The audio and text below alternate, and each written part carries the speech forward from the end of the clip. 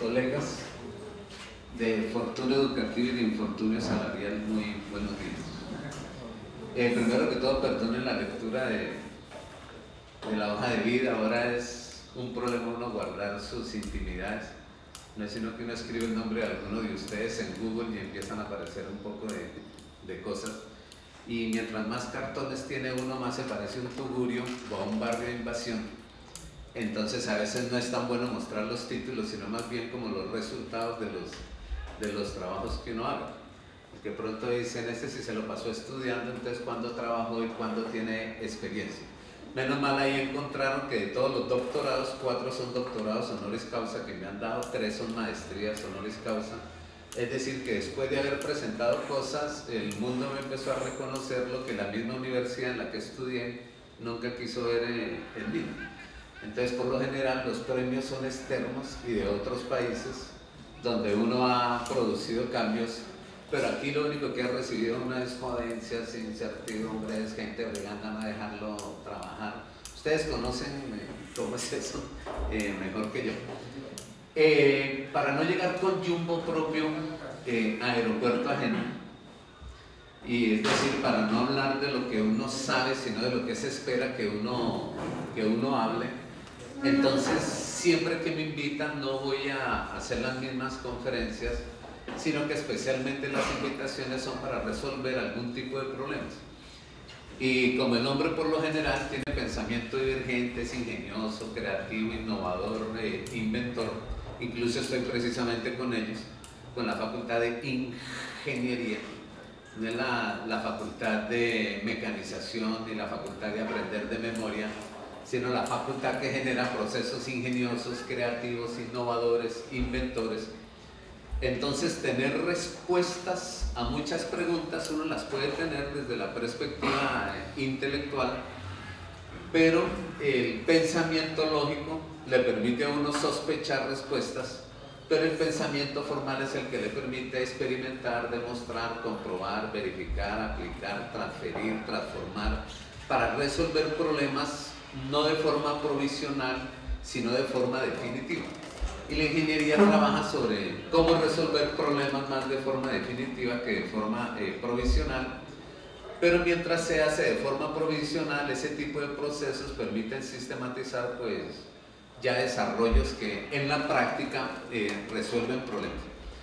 O sea, hay unas áreas del conocimiento que son descriptivas y encuentran los problemas. Hay otras áreas del conocimiento que facilitan caracterizar los problemas a través de medidas, y hay prácticas del conocimiento que permiten en la resolución de problemas. O sea, hay unas disciplinas que trabajan modelos observacionales, hay otras que trabajan modelos estadísticos, descriptivos y prospectivos, pero hay otras que trabajan modelos experimentales que resuelven problemas. Y por lo general, el que está en el plano de la ingeniería tiene que pasar por los 3 momentos, por la observación, por la medición, pero también por la demostración, la comprobación y la verificación. Y entonces los procesos de pensamiento que se desarrollan en las personas que observan, en las personas que miden y en las personas que experimentan y demuestran es diferente. Como esos procesos son diferentes, entonces lo más fácil es que en ciencias humanas a la gente le vaya bien, en las ciencias que son de tipo descriptivo, interpretativo y argumentativo les vaya un poquito más mal, pero en aquellas que son de procesos demostrativos, comprobatorios, verificatorios les vaya muy mal. O sea, lo más probable es que en las facultades de ciencias humanas solamente 3 de cada 100 alumnos pierdan materias. En aquellas facultades de procesos más descriptivos como la biología, como la sociología, entonces se pierda más o menos entre el 12 y el 15%, pero en las facultades de ingeniería, que los procesos cognitivos que demanda son diferentes, entonces se pierda a veces entre el 61 y el 72%. O sea, se podría pensar de que en los primeros semestres de una facultad de ingeniería, si pierden 72 alumnos de 100, pues eso se ve bien visto. ¿Por qué? Pues porque los procesos cognitivos que se demandan son superiores y son diferentes. Y en los estudios que se han hecho sobre los procesos de pensamiento nocional, conceptual, categorial y operacional, por ejemplo el del ingeniero es operacional, pues se sabe que solamente más o menos 4 de cada 100 colombianos tiene ese tipo de procesos. Eso no se sabía antes, sino solamente cuando se empiezan a evaluar competencias argumentativas, interpretativas y propositivas. Entonces el ingeniero debería interpretar, debería argumentar, pero debería también proponer. En cambio hay áreas del conocimiento en donde no se propone, precisamente para diferenciar en las que se propone y en las que se aprende lo ya existente y no se utiliza ese conocimiento con pensamiento divergente para producir algo nuevo. Pues por eso aparecen las ingenierías y más o menos entre los años 1930, casi 36, entonces comienza a aparecer una tarea nueva en el planeta, especialmente que es la ingeniería, y desde la ingeniería comienza a cambiar el pensamiento científico. Entonces cambia una gran pregunta: ¿cómo desarrollar el pensamiento científico y el potencial de aprendizaje en los ingenieros? Esa pregunta no es la de hoy. Yo creo que nos vamos a volver a ver para trabajar eso, porque es que un alumno nuestro no aprende bien y a veces es porque les enseñamos muy bien, pero la capacidad cognitiva que él tiene difiere de los procesos de enseñanza. Entonces nos preocupamos por hacer mapas conceptuales para enseñar, y lo que hay que organizar son mapas cognitivos para aprender, y por eso aparece el aprendizaje autónomo. En las universidades comienza a decirse las carreras que tenían 48 horas de clase físicas que las daba el profesor, ahora no se dictan sino 16, y las otras 32 es para que el alumno aprenda. Entonces uno compró bibliotecas, compró libros, compró software, compró computadores, y la información la tienen en el bolsillo, pero no saben recoger la información, no saben estructurarla, no saben procesarla, no saben con precisión y exactitud cuáles son los elementos fundamentales de la información que se necesitan. Entonces les queda muy difícil almacenarla, retenerla, recordarla, evocarla, y mucho menos argumentarla, explicarla, fundamentarla y dar la posibilidad de utilizar esa información en procesos diferentes. Pero para poder hacer eso, pues es necesario empezar por lo que la facultad está empezando. Y es la propuesta que me pusieron, es trabajar desde la perspectiva del currículo, porque todos queremos cambiar el currículo y creemos que el currículo es el plan de estudios. Entonces hay comités curriculares que se sientan a quitar horas, a poner horas, a cambiar materias, y el mismo profesor le quitan la materia y le dan otra, pero como él está preparado es en otra, entonces termina dictando con otro nombre la misma materia que dictaba antes, y quitar una hora, poner una hora, bajarlo un semestre, subirlo otro semestre. Esa tarea no es la tarea del currículum, esa es la tarea de la organización del plan de estudios. O sea, que el plan de estudios represente qué es lo que hay que enseñar y qué es lo que hay que aprender. Pero el currículo, fuera de esa pregunta la tiene, se hace otras. ¿Por qué hay que aprender eso? ¿A quién se le va a enseñar? ¿Por qué precisamente a esas personas se les enseña eso? ¿En qué contexto se les enseña? Entonces, ¿qué es lo que nosotros esperamos que aprendan? ¿Qué es lo que deben saber? ¿Qué es lo que deben saber hacer? ¿Y cuáles son los hábitos, habilidades, destrezas, competencias y desempeños que deben tener con lo que aprenden? Entonces, ¿cómo hacerlo? ¿Cuándo hacerlo? Todas esas otras preguntas son el currículum. Pero la primera, ¿dónde? En el contexto. Pero la primera pregunta, ¿qué es lo que hay que aprender? Ese es el plan de estudios. Si nosotros comprendemos el origen, de dónde viene esto y por qué hay herencias que nos hacen ser como paquidérmicos y hacer las cosas de la misma forma, entonces podríamos mirar cuáles son los modelos de hoy y no dejar de hacer lo que sabemos para empezar a hacer lo que no sabemos, porque eso no es el cambio de paradigma. El cambio de paradigma no es dejar de hacer lo que yo sé para empezar a hacer lo que no sé, y entonces generar es fracaso y más crisis, sino cómo seguir haciendo lo que yo sé hacer bien y me da buenos resultados, y cómo empezar a producir cambios en aquellos sectores en donde los resultados no son exitosos. Y entonces los paradigmas producirían no renovaciones, ni cambios abruptos, ni rompimientos de paradigmas, sino unos procesos de mejoramiento paulatino que llevan a una transformación, especialmente a mediano y largo plazo. Y no necesariamente como nos pasa a nosotros, que a partir de ahora se evalúa competencias, aparecen los ECAES y ni siquiera nosotros tenemos las competencias, no. Entonces yo creo que los currículos tienen un nombre, especialmente la palabra currículo, y sobre eso vamos a trabajar. Para este día, de acuerdo a las preguntas que me hicieron, entonces yo organicé como 4 momentos. Y en esos momentos podemos ir parando, haciendo preguntas, porque la idea no es yo decir cosas, sino con las cosas que digo, generar problemas, y en esos problemas evidenciar los problemas que se tienen, y con esos problemas que se tienen empezar entonces a buscar alternativas de solución. Primera pregunta. Solamente una, buenos días, gracias por estar aquí con nosotros. Una fundamental que hay una cosa permanentemente, que uno percibe en los libros de texto permanentemente. ¿Es la ingeniería ciencia aplicada? ¿Sí o no? ¿Y por qué? Depende de los conceptos de los cuales se toman. Primero existían las ciencias fácticas y las ciencias formales. Se entendía por ciencias fácticas todas aquellas que trabajaban objetos concretos. Y los objetos concretos son los que son medibles, son observables y son experimentables.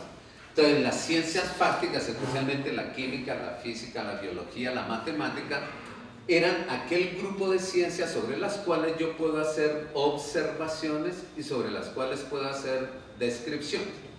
Y con esas descripciones, entonces, sacar un conocimiento básico, y ese conocimiento básico se vuelve fundamental para otras disciplinas que se desarrollan a partir de ellas. Entonces, esas disciplinas son, llamémoslas así, son las primeras disciplinas y se llaman por eso básicas. Entonces, la química es básica, la física es básica, la biología es básica, la matemática es básica. Pero sobre esos principios que generan las ciencias básicas empiezan a aparecer unas ciencias que se llaman formales. Y las ciencias formales son las que se originan del pensamiento formal. El pensamiento formal es el sexto nivel de pensamiento: mecánico, concreto, configurativo, abstracto, lógico y formal. Y las ciencias formales son las que están en la mente de la persona y son el campo de las ideas, de los conceptos, de las proposiciones y de los elementos que le permiten a las personas ver el mundo no como el mundo es, sino como uno quisiera ver. Entonces, antes se creía que los que eran ciencias básicas eran los experimentales y se llamaban ciencias. Pero las que eran las ciencias formales son aquellas que no se experimentan, pero que están en la mente del hombre. Entonces ahí se mete la filosofía, pero en la filosofía está la ontología, está la epistemología, que es la filosofía de las ciencias. O sea, una cosa es ser científico y otra cosa es tener procesos metacognitivos, filosóficos, para entender por qué las cosas son como son y no como uno esperaría que fueran. Y de ahí es que surgen los términos argumentación, explicación, fundamentación, sustentación. Entonces, a veces los objetos, como son concretos, terminan generando procesos concretos de trabajo. Pero cuando los objetos son formales, son ideas, son conceptos elaborados, son proposiciones, son argumentos, entonces empieza a haber una relación entre el mundo concreto y el mundo de la mente, de las ideas. Y los que solucionan el problema primero son los ingenieros. ¿Cuándo? Cuando yo puedo describir la realidad, esa es la ciencia. Pero cuando yo puedo desde esa realidad suponer otra realidad y crearla, cuando eso ocurrió, empieza a aparecer la tecnología, y la tecnología se convierte en la evidencia del pensamiento formal. Por ejemplo, tengo un reloj en la mano. Este reloj me dice que faltan más o menos un cuarto para las 9. Incluso está pasando segundo por segundo. Un segundo más viejo, somos 2 segundos más viejos, 3 segundos más viejos. Como yo lo estoy viendo, entonces creo que es un objeto concreto. Y es un objeto concreto porque alguien ingenioso, para poder demostrar que el tiempo existía, tenía que construir un instrumento para hacerlo. Entonces, pregúnteme qué hora es. Yo se la doy. Pero ahora pregúnteme qué es el tiempo. Y yo no sé. En cambio, el tiempo lo definen los físicos en las ciencias básicas, y yo le podría decir a un físico: no creo en que el tiempo existe. Pero el ingenioso, el ingeniero, es el que coge elementos prácticos para demostrar en un contexto determinado que esos principios físicos, químicos, en realidad son manejables. Entonces, cuando yo estoy dando el tiempo, que es lo que está pasando hoy, que un alumno tiene la calculadora, entonces como la calculadora le hace el ejercicio, él no desarrolla el proceso de pensamiento adecuado que tiene la calculadora. Entonces a nosotros nos tocaba hacerlo. Al joven de hoy simplemente utiliza el instrumento y lo utiliza de forma técnica, pero de forma tecnológica y después de forma profesional. Por eso es que ahora se empiezan a hablar de los ciclos propedéuticos y que primero lo haga, tenga la habilidad y la destreza, porque el primer pensamiento es el concreto, pero después que lo entienda, lo comprenda y lo aplique, que ese ya es un pensamiento más abstracto, y ya sobre eso, entonces inteligentemente y con creatividad resuelva el problema. Entonces, antes de 1920, pero en Colombia ha pasado incluso hasta ahora, las ciencias fácticas están en un lado y las ciencias formales están en otro. Entonces los químicos, los físicos, los matemáticos, los biólogos desde las ciencias fácticas estudian objetos de conocimiento. Y los de las ciencias formales estudian son los procesos que tienen los sujetos frente al conocimiento. Entonces el psicólogo estudia el desarrollo del comportamiento, el desarrollo de la conducta, el desarrollo de la cognición, de los procesos de aprendizaje. Pero hasta ahora se está viendo lo siguiente, que aquel que mira el mundo desde su mente, pensamiento formal, pero ese pensamiento formal lo opera de forma evaluativa sobre los contextos que tiene, sobre las situaciones, y da la posibilidad de construir algo nuevo, entonces eso que redunde en la tecnología, ese es el pensamiento del ingenioso y del ingeniero. Entonces, el que no ve eso, dice que es que el ingeniero aplica principios básicos de las ciencias y que la ingeniería es una ciencia aplicada. Otros dicen no, porque producto de la ingeniería estamos produciendo cosas nuevas y esas cosas nuevas demandan estudios nuevos y la ingeniería se puede convertir en una ciencia básica para otras disciplinas. Entonces, soy médico, ahora un ingeniero me hace un invento. Yo entonces puedo con una mujer embarazada, en vez de hacer un tacto, conectar un instrumento y a través de ese instrumento hacer lecturas que los biólogos no podían hacer. Y empiezan a aparecer entonces lo que se llaman las ciencias combinadas y no solamente las ciencias aplicadas. Entonces la gran pregunta es, ¿cómo lo ve el ingeniero que se siente ingeniero? Por ejemplo, voy a decir una locura. Miren las locuras. ¿Por qué se inventaron los manicomios y los frenocomios en los países? Para que todos aquellos que tuvieran pensamiento divergente, pensaran diferente, fueran considerados psicóticos, neuróticos, maníaco-depresivos, esquizofrénicos, ciclotímicos. Y a todo eso, a principios del siglo pasado, se le llamó ciencia ficción. O sea, por ejemplo, me gustaría ir a la luna, hombre. Usted está loco, vaya al manicomio. Y está tan loco que ese berraco ya tiene los planos para ir a la luna. Y está tan loco que ya construyó un modelo para viajar. Incluso le dio el nombre de cohete. Y mentiras que todo lo que antes se llamaba ciencia ficción, y por eso lo metían a uno en los manicomios y frenocomios, hoy se llama robótica cibernética, telemática, informática, biotrónica, mecatrónica, y todo eso es construido por los ingenieros. O sea, parece que 4000 años antes de Cristo y 2000 años después de Cristo, se pensaba que las cosas eran como eran y que la capacidad mental del ser humano no tenía por qué modificarlas. Solamente hasta mediados del siglo pasado, que el hombre llega a la luna, entonces se empieza a pensar que lo que está en la mente de la persona es no igual, sino más importante que las mismas condiciones en las cuales la persona vive. O sea que las nuevas generaciones están viviendo son los inventos de la ingeniería. En cambio, las generaciones anteriores vivieron fue en los sitios que les tocó vivir. Entonces yo voy a poner un ejemplo. Yo para llegar aquí tengo que madrugar.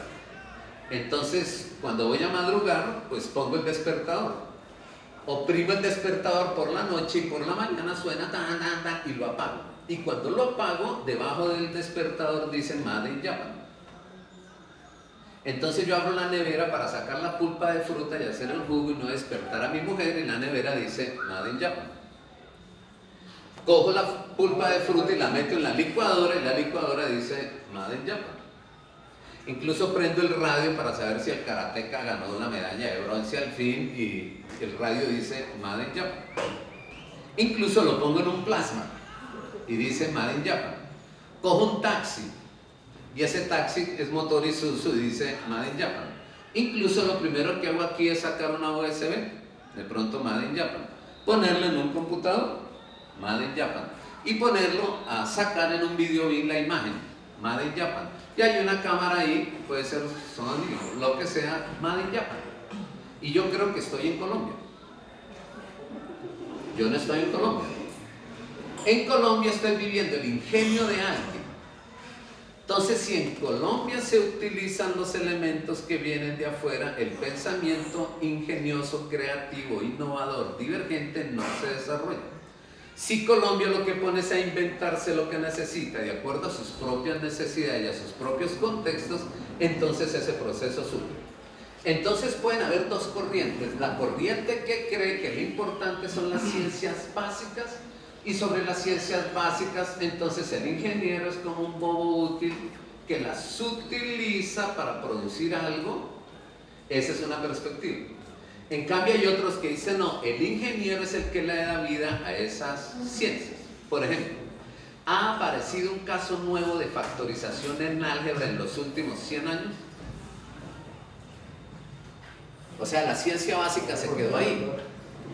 Ahora, ¿en qué se puede utilizar hoy los casos de factorización como no los utilizaron antes, hace 100 años? Los cambios están ahí. O sea, que hay unas ciencias que son fundamentales y que parece que se hubieran agotado y no han producido nuevo conocimiento. Y entonces la ingeniería, ¿qué es lo que hace? Que sobre los conocimientos fundamentales y los conocimientos básicos, desde el pensamiento ingenioso, el pensamiento creativo y el pensamiento divergente, empieza a darle distintas utilidades. Entonces, en física, supongamos utilizar el fenómeno del Ludión en una bomba de gasolina para arreglar, por ejemplo, los frenos de un carro y poner desde la hidráulica a que el carro suba presión para yo trabajar tranquilo. Pues otro lo hace en medicina simplemente utilizando el mismo principio en una jeringa. ¿Para qué? Para inocular una inyección de un remedio. O sea, el principio físico es el mismo, pero la capacidad cognitiva inteligente de las personas es como esos principios básicos por lo general pueden ser utilizados. Entonces, cuando la universidad enseña los principios pero no genera la capacidad intelectiva para hacer el uso inteligente de los principios para resolver nuevas situaciones, ahí es donde se dice que la ingeniería entonces es utilitarista. Por eso yo decía que depende. Lo pregunto, profesor, solamente por la necesidad que tenemos de determinar de algún modo si en el planteamiento curricular el interés debe centrarse en la primera trascendencia o en la segunda. Es decir, si vamos a continuar con el modelo de la ciencia básica jerarquizada como su de otras prácticas, o si debemos introducir un método como el método de diseño y el método de ingeniería dentro de ese margen, dentro de ese principio de reglamento curricular. Sí, eso depende directamente de los ingenieros y depende de la misión, la visión, los propósitos y los objetivos de los programas. O sea, eso es lo que tienen que decidir.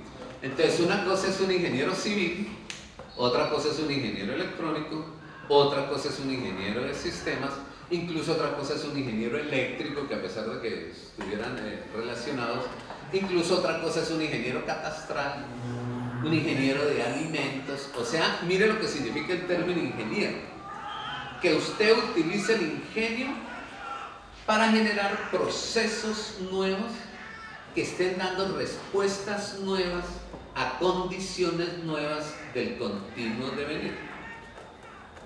Ese es el entendimiento de hoy. Pero necesariamente el ingeniero debe partir de unos conocimientos de unas ciencias que son básicas. Entonces yo podría preguntar, ¿existe la ingeniería social? Claro. Y de ahí surgieron nuevos métodos: investigación-acción, investigación-participativa, investigación-acción participativa, investigación etnográfica, investigación etnometodológica, endógena, experiencial, dialógica, hermenéutica. Fíjese, o sea que los conocimientos están. Yo diría que lo que está ocurriendo es lo siguiente: que primero el hombre se dedicó a estudiar el mundo y a describirlo, y de ahí surgió la botánica, describiendo las plantas. De ahí surgió la zoología, describiendo los animales. Yo, por ejemplo, yo soy biólogo y hay nombres científicos a nombre mío, pero no es porque yo me los inventé, sino que fue el primero que los describí. Por ejemplo, solamente hay 4 países en el mundo que tienen páramos, y uno de esos países es Colombia, y el 84% de los páramos del mundo están en Colombia. Entonces yo dije, lo más probable es que nadie los haya visitado y nadie los conozca, y la tarea mía fue ir al páramo a recoger animales. Entonces yo recogía una salamandra, la buscaba en los libros y no la encontraba, y yo lo que hacía era que la describía, la fotografiaba, la mandaba, y las descripciones van, por ejemplo, al Smithsonian Institution, y allá dicen, no, ese es el primer reporte que hay, entonces la vamos a llamar Bolitoglossa aspersa Gianfrancesnaya. Gianfrancesnaya viene de Gianfrancesco, pero entonces yo me lo inventé. No, tengo una capacidad descriptiva. Y a eso fue lo que se llamaron los geocentrismos. Hay que centrarse en conocer todo lo que tenemos. Por eso vino Humboldt a mirar cuáles eran las plantas colombianas. Y el sabio Caldas estuvo haciendo eso. ¿Se inventaron alguna planta? No. Hoy lo están haciendo los zootecnistas, inventándose nuevas razas de animales. Incluso a través de la ingeniería genética, entonces están clonando ovejas y están haciendo otras cosas. Ah, alguien le puso el nombre científico: Desmodus rotundus. ¿Y eso qué es? Pues eso es un chimbilá, un vampiro, un murciélago. Pero voy a mencionar uno: Aotus trivigatus griseimembra, que es un mico. Y sobre ese mico, Manuel Elkin Pacarroyo, con ingeniería inmunológica, está construyendo la vacuna para la malaria. O sea, la ciencia básica es el biólogo. Puso el mico, lo describió, le dio las características morfológicas, anatómicas, fisiológicas. Pero una persona, desde un conocimiento diferente, lo utiliza como un medio para producir algo nuevo. Esa es la ingeniería. Entonces la pregunta tuya sí es clave: ¿qué vamos a hacer? Vamos a ser ingenieros que enseñamos los grandes principios, leyes y teorías de la física, la química, la matemática y las ciencias, y nos vamos a quedar igual. Vamos a enseñar que las eras, como somos ingenieros geodésicos o geólogos, entonces vamos a enseñar que las eras y periodos geológicos son cámbrico, ordovícico, silúrico, devónico, carbonífero, térmico, triásico, jurásico, cretácico, palaeoceno, eoceno, oligoceno, mioceno, pleistoceno y holoceno, y no han quitado ninguna era y no han puesto ningún periodo. Otra cosa es que otro estudiante del Triásico diga, oiga, Colombia es del Triásico y las formaciones del Triásico son estas, entonces allá deben haber minerales, abramos una facultad de ingeniería de minas y entonces ahora hagamos algo diferente. Esa tarea la tienes en ingeniería. O sea que cada persona desde su profesión es la que decide la forma como su profesión se estanca o como su profesión avanza. Entonces hay ingenierías en donde las personas adquieren eficiencia, eficacia y efectividad en manejar cosas y se vuelven técnicos de la ingeniería, pero no creadores de nuevos elementos de producción desde la ingeniería. No sé si me entiendan el problema. Y ese problema en las ingenierías es el peor problema, porque es el problema de fondo. O sea, si es una facultad de ingeniería, es para ingeniar, crear, innovar, inventar, proponer algo nuevo. Y no es una facultad que los mismos principios, las mismas leyes, las mismas estructuras se repiten y el alumno las tenga que aprender de memoria, incluso recitarlas, pero no saber hacer nada con eso. La presión por el volumen es igual al número de moles multiplicado por una constante R, que es 0.082 atmósferas por litro sobre grados Kelvin por mol multiplicados por la temperatura. Ejemplo. Y se resuelven problemas de gases, pero no se resuelven problemas de la vida cotidiana en donde se utilizan los gases. Ahí es donde está el problema. Y una forma de ayudar a resolver ese problema es el currículum. Pero entonces viene la pregunta, ¿cuál es el perfil? Entonces, ¿cuál es el perfil humano del ingeniero? Pero ¿cuál es el perfil profesional del ingeniero? ¿Y cuál es el perfil ocupacional del ingeniero? Y de acuerdo a esos perfiles, entonces el currículo empieza a operar. ¿Qué nos pasó a nosotros? Que nosotros tenemos los currículos, pero no sabemos para dónde vamos. Incluso en la misma universidad todos trabajamos desde el mismo currículo, pero cada maestro cierra la puerta y a su recto saber y entender, pues hace lo que cree conveniente, pero no nos hemos puesto de acuerdo. No sé si más o menos te queda... Es un punto de discusión. Sí, pero entonces fíjense que son dos extremos. El extremo de quedarme en las ciencias básicas y yo aplicarlas. O sea, yo podría como ingeniero ser un bobo útil del conocimiento anticipado. Pero la otra propuesta es que conociendo esos fundamentos, yo tengo la capacidad de ingenio, creatividad y la dimensión propositiva para yo proponer alternativas diferentes. Esa segunda perspectiva se puede comprender con la frase de William, el diseño hace visible la ciencia. Entonces, no es el ingeniero como un tonto útil de la ciencia aplicándola solamente porque esa es una perspectiva muy triste de la ingeniería, muy pobre para la formación. Y la otra que también es igualmente, digamos, unilateral, pero que es mucho más, digamos, simpática para la ingeniería o consecuente con la ingeniería, que es el diseño hace visible la ciencia. Sí. Entonces ahí hay dos posturas, que tú puedes estar en alguno de los dos extremos. Si tú estás en los dos extremos, es que tú eres de antes de 1989, porque uno tenía que matricularse con algo. Entonces si era en el plano social, usted era comunista o usted era capitalista. Si era en el plano de las ciencias, pasa usted de las ciencias fácticas o de las ciencias formales. Y a eso hoy se le llama ortodoxia, es decir, que aquel que sea ortodoxo, terco, que se quede matriculado en una esquina y no avisore la otra, entonces es que es antes de 1989. ¿Por qué el 89? Porque con la caída del muro de Berlín aparecen tres grandes palabras en los diccionarios mundiales: negociación, conciliación y concertación. Y en las universidades el sitio para negociar, conciliar y concertar es el currículum. O sea, en donde se sienta aquel que dice que lo importante son las ciencias básicas fundamentales y que hay que darlas en primer semestre, en segundo, en tercero, cuarto. Y los alumnos, mientras ven los principios de la química, la física, entonces ni siquiera entienden ni aprenden, incluso los echan y no alcanzan a llegar a la parte de la ingeniería o del ingenio y la creatividad. ¿Será que se pueden hacer currículos donde se trabaje el ingenio y la creatividad desde los primeros semestres, que se desarrolle el pensamiento divergente? Eso depende de la forma como se negocia. Y el mejor espacio para negociar es el currículum. ¿Por qué el currículum? El término currículum lo empezó a pensar John Dewey. Él fue el que originó el término currículum. O sea, las palabras se inventan dependiendo de las necesidades. Y él empieza a hacerlo en 1914 con la Primera Guerra Mundial. Pero la guerra le estancó sus investigaciones y escasamente pudo empezar a desarrollarlo en 1926. O sea que las universidades que se fundaron en 1900 o empezando el siglo XX ni siquiera tenían currículo, sino plan de estudios, y por eso es que se da el problema. Pero John Dewey puso este término, currículum. ¿De dónde viene el término currículum?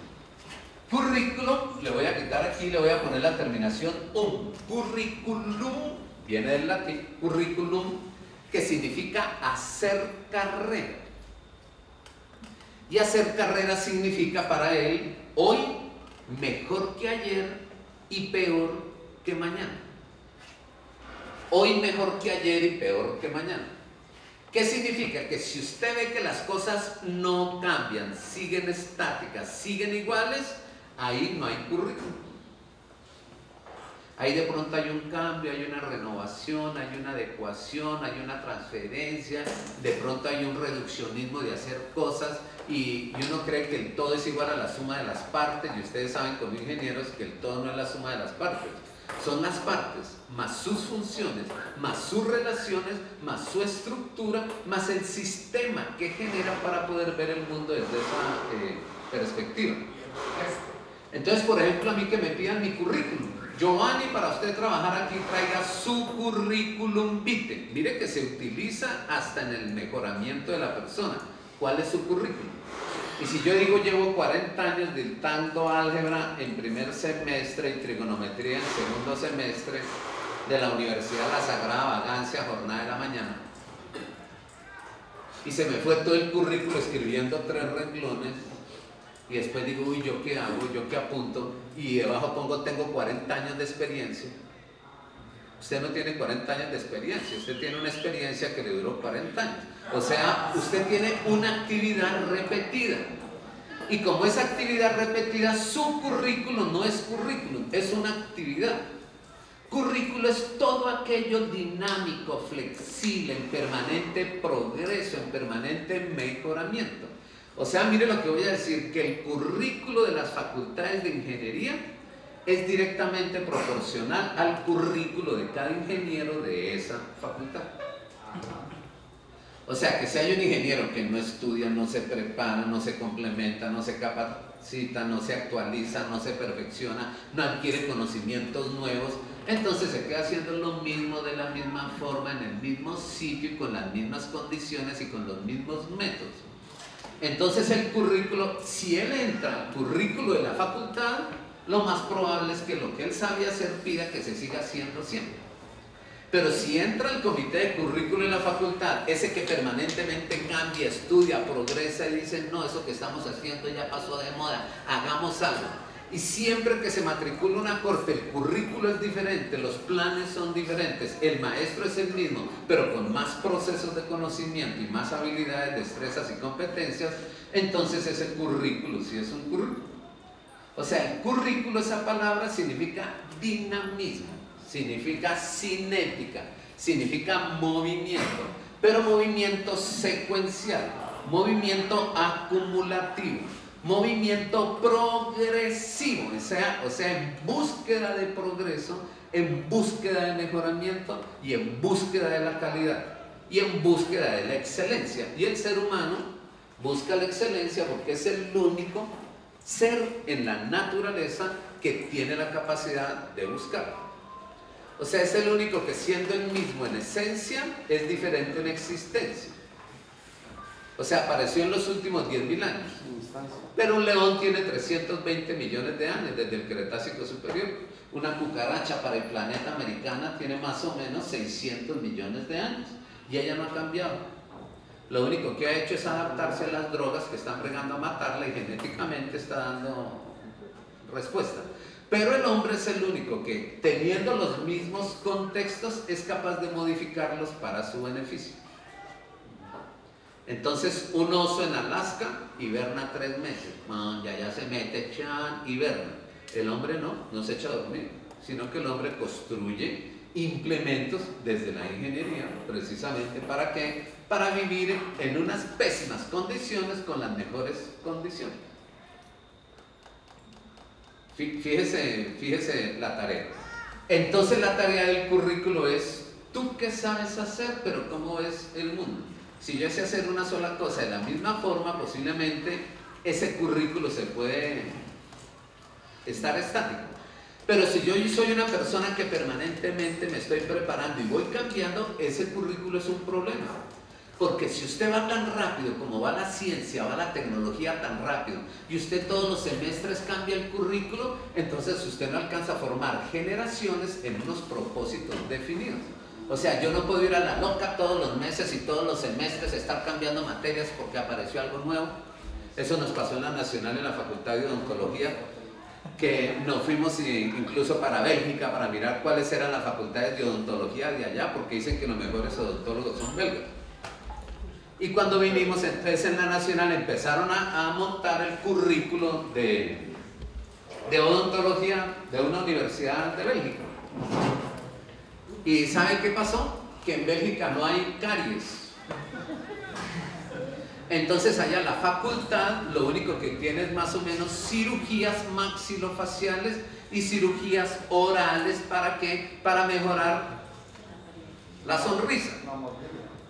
Así como lo hay para mejorar los senos y para mejorar las nalgas.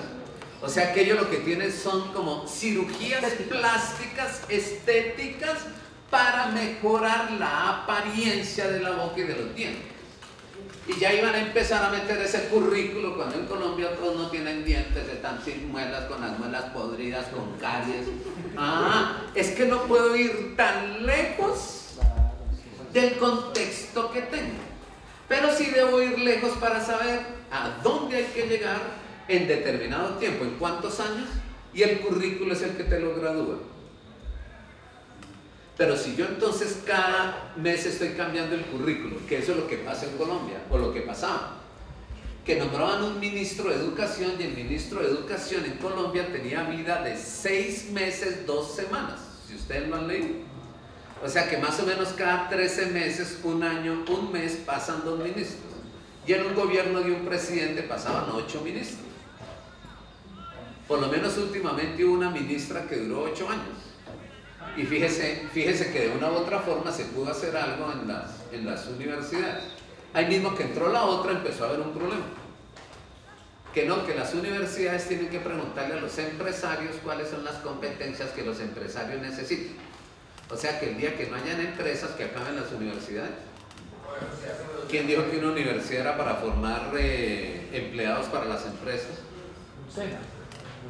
Ah, entonces el SENA va a ser la más grande universidad del país y que va a formar bobos útiles, mano de obra barata y obreros calificados.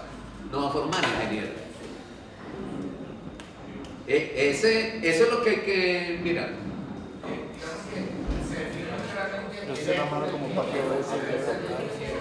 Y eso maneja una metodología bien como parte del currículum. Usualmente hay una cátedra casi que obligada desde ese imperativo de la ciencia, es la metodología de investigación.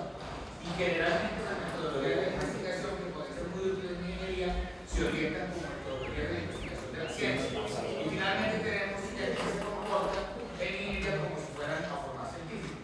Hay ahí algún ruido en términos de cómo estamos formando en metodología de investigación cuando al formar ingenieros estamos formando un poco regulares científicos. Sí, por lo siguiente.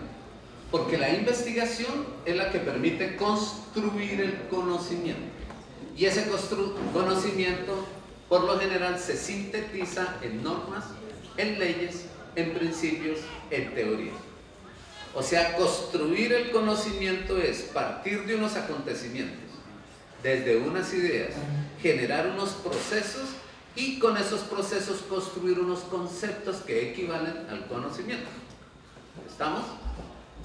Pero si yo me quedo ahí, entonces ¿qué es lo que hago? Que todas las generaciones terminan llegando a las mismas conclusiones y construyendo los mismos conceptos. Entonces hay una palabrita clave que es la que viene. Una cosa es el conocimiento científico construido por el hombre y otra cosa es la construcción del nuevo saber a partir del conocimiento ya construido. Y el nuevo saber se evidencia, este es el nuevo saber. Hay unos que construyeron el concepto de tiempo. Hay otros que se inventaron el reloj. ¿Cuántos modelos de relojes hay? El tiempo es el mismo. Medirlo implica lo mismo. Pero la capacidad de hacerlo, eso es lo que produce el ingeniero. O sea, el ingeniero tiene ese pensamiento dúctil, maleable, hablándolo desde la química, o ese pensamiento versátil, que hace que yo me esté comunicando con otra persona, pero que por ejemplo en un edificio de la Samsung en Shanghai se estén produciendo más o menos 1441 modelos de celulares diarios. Esto fue en el año 2004 cuando yo lo visité. Y yo pregunté, ¿y aquí cuántos modelos de celulares hay? Y un señor respondió, 1441 modelos de celulares diarios salen aquí. Y yo pregunté, ¿y por qué? Porque aquí trabajan 1441 ingenieros y a cada uno se le pone que al final de la jornada del día de trabajo no se va a dormir si no tiene un modelo nuevo. Fíjese que todos están utilizando los mismos principios, los mismos conocimientos, los mismos fundamentos, los mismos constructos científicos, pero están utilizando nuevo saber producto de su ingenio. Entonces ellos son inteligentes, porque el modelo que presento hoy es el modelo que pudiera presentar en 30 días. Entonces hoy lo presento con esta carencia, mañana presento el mismo poniéndole esto más, después el mismo poniendo esto más, a tal punto que una persona hoy en Colombia, especialmente en el plano de la ingeniería, miren a ver si ustedes están en ese modelo o no, pues más o menos tiene 17 tipos de celulares diferentes en un año. O sea que un ingeniero colombiano cada 3 semanas puede estar cambiando de celular. Y llegó el BlackBerry, tiene esto, tin, tin, y uno los ve haciendo un día así, pasando así y así, y el otro ya lo están viendo de otra forma, ahora andan con una pantalla grande, pum, y la va quitando. ¿Y por qué ustedes y quiénes lo hacen? Solamente los ingenieros y los niños. O sea, los niños son los que botan sus celulares y dicen que se los robaron para poder estar ahí. Porque mire una cosa curiosa, que puede ser un BlackBerry hecho para un ingeniero, pero dentro están los juegos de un niño.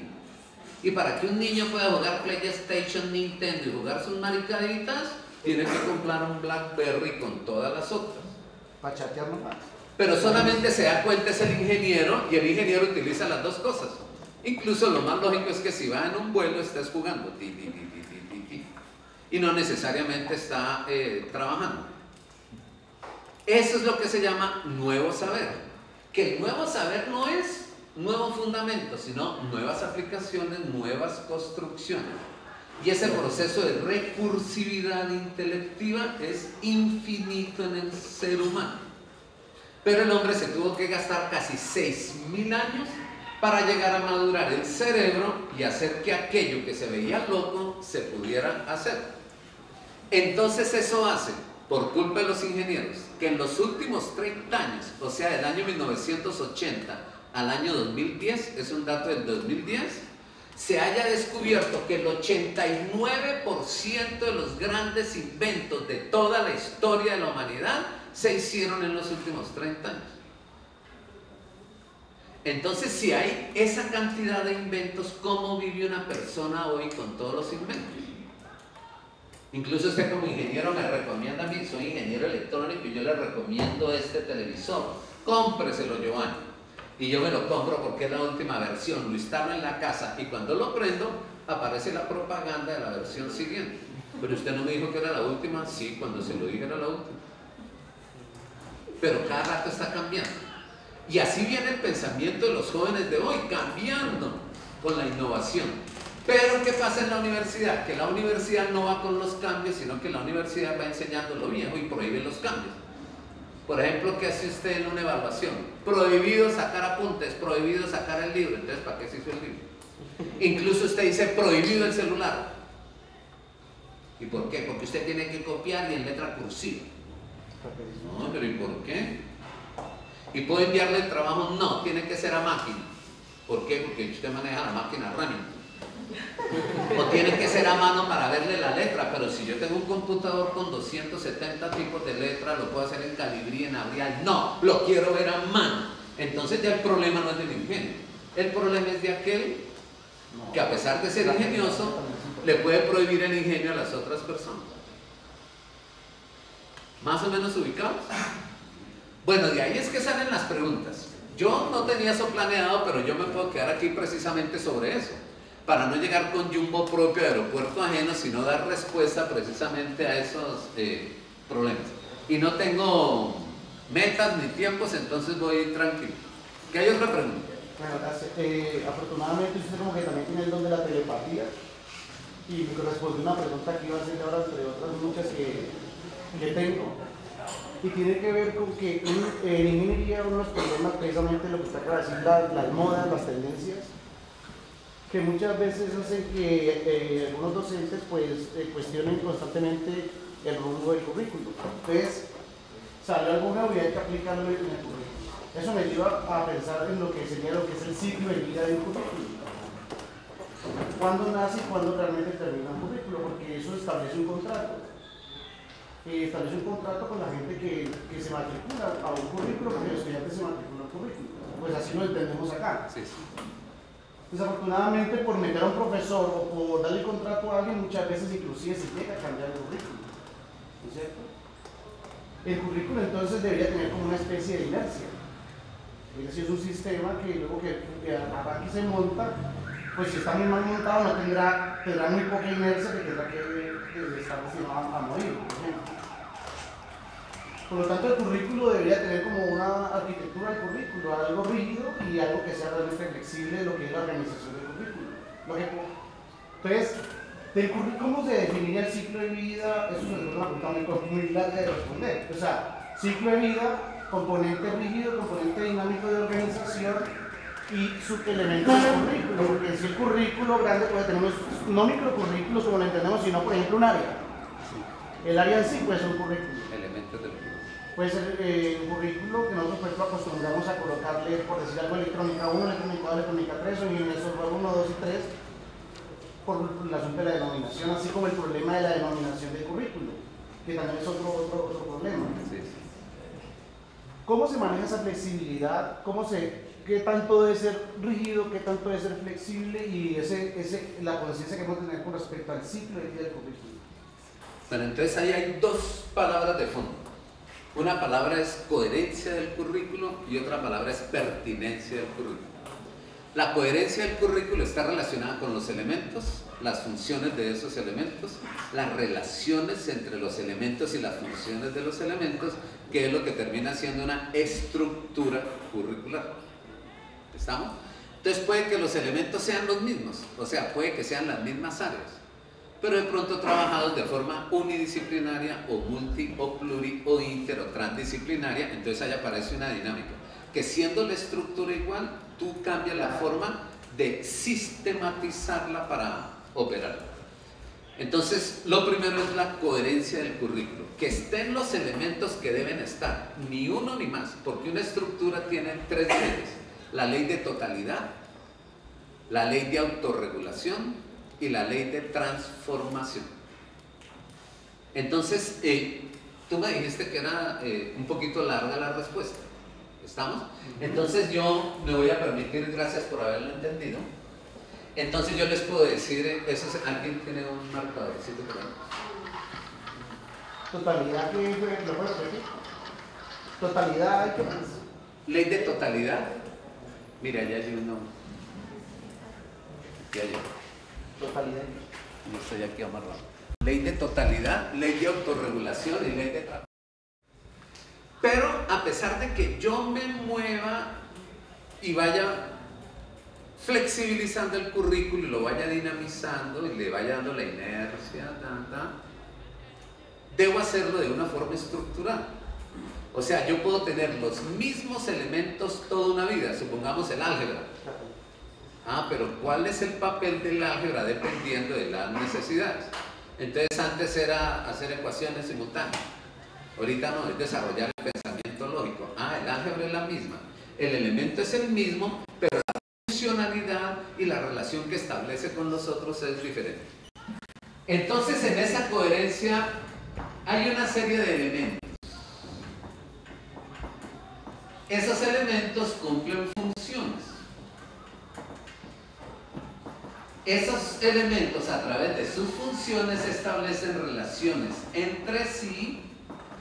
Pero si las relaciones no se dan solamente entre sí, entre los elementos por sus funciones, sino que se dan también con el todo, entonces el resultado es una estructura. Y si esta estructura con el tiempo adquiere sentido en términos de vector y adquiere también significado en términos de resolver problemas, entonces surgen los modelos. Y estos modelos nuevos son los que se convierten en la dinámica curricular. Son los que dan la dinámica.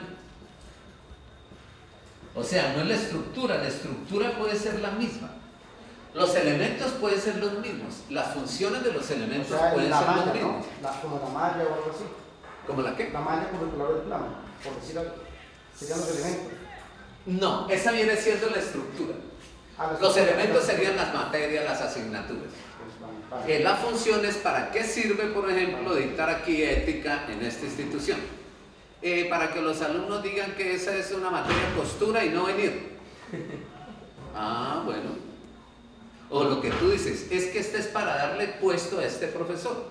Porque es que los currículos del siglo pasado se hicieron para el que enseña. En cambio, los currículos de este siglo es para quien aprende. Por eso aquellas universidades que no han cambiado su currículo están perdiendo alumnos. ¿Cuáles son las que tienen más alumnos? Las online, las que son incluso por internet, las que son virtuales y en donde yo puedo estudiar lo que yo quiero y lo puedo encontrar. ¿Por qué? Porque si el currículo es hecho para el profesor es para no dejarme aprender.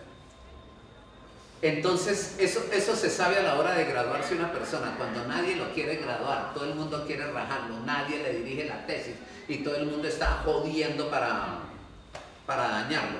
Y la persona es capaz de graduarse y nadie cree en la persona que se graduó ni siquiera con una tesis laureada. Incluso la misma universidad pone artículo tal, ni la universidad, ni el jurado, ni el asesor, ni el director del proyecto responde por las ideas emitidas por esta bestia. O sea, ni siquiera la universidad cree en las personas que forman. Y todas ponen ese artículo. Todo lo que usted dijo, eso es suyo. Aquí no le queremos nada. Pero ahí aparece el nombre del director y aparece el nombre de la universidad. O sea, ¿usted por qué no cree en lo que el otro está produciendo? Porque es que aquí los que sabemos somos los que enseñamos. O sea, cuando se toma esa postura, entonces un currículo hecho para los maestros es para que cada uno pueda enseñar lo que sabe. En cambio, un currículo hecho para los alumnos es que ellos opten, elijan y decidan libremente de acuerdo a su proyecto de vida profesional y entonces empiezan a aparecer materias optativas, materias selectivas y la persona empieza a organizar su propio currículo. Ya va en el 30%, que del 100% por lo menos el 30% debe ser optativo y electivo en algunas universidades. Hay otros que siguen tercos y quieren que el 100% sea obligatorio. ¿Por qué? Porque hay personas que nunca la materia que pusieron la quiere coger nadie. O porque el tema es caduco, o porque el profesor es una mierda, o porque está a la hora que a nadie le sirve, la pone un domingo porque el profesor puede el domingo y entonces obligan a que vayan a clase el domingo. Eso se acabó. Y eso se acabó en 1994 con la Ley General de Educación. Entonces ahorita los currículos con el tiempo van a ser optativos, electivos. Entonces miremos, yo voy a poner unos ejemplos pendejos para entender esto. Me perdonan que lo haga pedagógicamente. Eso fue lo que yo hice cuando estudié pedagogía. Que aquello que es complejo, ¿cómo ponerlo sencillo para que se entienda? Porque el proceso de la mente es, primero conozco, después entiendo y comprendo, después aplico, después analizo, después sintetizo, después concluyo y ahora sí propongo y creo. O sea que yo no puedo proponer un currículo creativo si la gente no conoce, no tiene fundamentos. Si la gente no comprende, no tiene procesos de pensamiento. Si la gente no aplica, no tiene hábitos, habilidades, destrezas, desempeños. Entonces no analiza, no tiene procesos lógicos. No concluye, no tiene procesos formales. Y yo pidiéndole que eso fue lo que hizo el país con los famosos ECAES. Que seguimos dictando las clases todos común y corriente, pero ahora les evaluamos en los procesos interpretativos, argumentativos y propositivos. Eso es como si yo en uno de los mundiales ahorita de los olímpicos me preparo para correr la maratón de 42 kilómetros. Me dicen, usted es colombiano, ¿cierto? Sí, llevo un año preparándome para esto. Sí, pero la maratón fue hace 15 días. ¿Y por qué llega el colombiano tarde a todas partes? Porque aquí está permitido llegar tarde. Incluso aquí está permitido que un alumno apruebe la materia con 3 sobre 5. O sea que todo colombiano tiene derecho a ser el 40% ignorante. Entonces imagínense un ingeniero civil que sacó 3 sobre 5 en cálculo integral. Por eso se le cae un puente, se le hunde una antena. Ah, pero es que el que sacó 3 se promueve igual que el que sacó 5. Hay unos problemas de fondo. Y la evaluación surge de la visión que se tenga del currículo. Y si el currículo es academicista, pues entonces la visión que tiene la universidad y el currículo es de esa misma forma. Entonces yo llego allá y digo, pero entonces ya vine aquí, ya pagué el tiquete, ¿ahora qué hago? Pues corra los 100 metros planos. Pero yo me preparé para 42 kilómetros, por eso si corre 42 kilómetros, ¿cómo no va a correr una cuadra? Sí, pero es que usted me va a evaluar velocidad y yo me preparé en resistencia. Ese es el problema de los secarios. Que a usted le dictan clase y le evalúan de memoria en los parciales, primer parcial, segundo parcial, y ahora vienen y me evalúan en la capacidad interpretativa, argumentativa, propositiva, el ingenio, la creatividad, la capacidad de resolver problemas, de trabajar en equipo, y a mí no me dejan trabajar en equipo. Parcial. Usted siéntese aquí, usted aquí, tema. O sea, toda la educación está hecha para que usted no sea ingenioso. Pero el país está esperando que sea ingenioso y lo que no deja cambiar es la perspectiva del currículo. No los elementos, que son los mismos. No las funciones, que son los mismos. No las relaciones, que son los mismos. No la estructura del currículo. Mire dónde ocurren los cambios. En el sentido que yo quiero darle para poder responder a unas necesidades. O sea, este sentido y esta necesidad es lo que tiene que ver con la pertinencia del currículo. En cambio, los elementos anteriores son los que tienen que ver con la coherencia del currículo. O sea, que pueden haber currículos estáticos que se crean para el mismo sentido, para resolver el mismo problema. Y aparecen más problemas, pero el currículo está bien hecho. Incluso puede venir un paracadémico y le dice, ¿dónde están sus objetivos? ¿Dónde está la misión? ¿Dónde está la visión? ¿Dónde están los propósitos? ¿Dónde están los perfiles? Y nadie aprende nada ni nada, pero todo está bien escrito. ¿Por qué? Porque el problema está aquí. O sea, el problema está entre pasar de la estructura a lo que hace un ingeniero. Diseñar modelos. Y primero los diseña. Incluso primero hace unos planos, después hace una maqueta y después construye. En cambio, ¿qué hicieron las universidades? Construyeron el currículo sin haber hecho la maqueta. Y no hicieron la maqueta porque no hicieron los planos. No hicieron los planos porque no hicieron los cálculos. No hicieron los cálculos porque no estudiaron el contexto. Eso es como si yo fuera un arquitecto que hago la misma casa en donde me dicen que haga una casa. Casa de interés social. Y hago esa en Bogotá. Y exactamente la misma en Barranca Bermeja. En Bogotá, 9 grados centígrados y exactamente la misma casa con los mismos huecos, el mismo tamaño y el mismo ladrillo a 40 grados centígrados. ¿La estructura de la casa está bien? Sí. Pero desconozco la pertinencia, el segundo elemento que es la pertinencia. Entonces, yo voy a poner un ejemplo. Supongamos me llega una caja no por DMG, por Daniel Murcia, sino por DHL. Y en esa caja que me dan la caja, yo cojo la caja y digo, pues yo no he pedido nada. Bueno, pues a mí me pidieron que la trajera, yo simplemente soy el mensajero.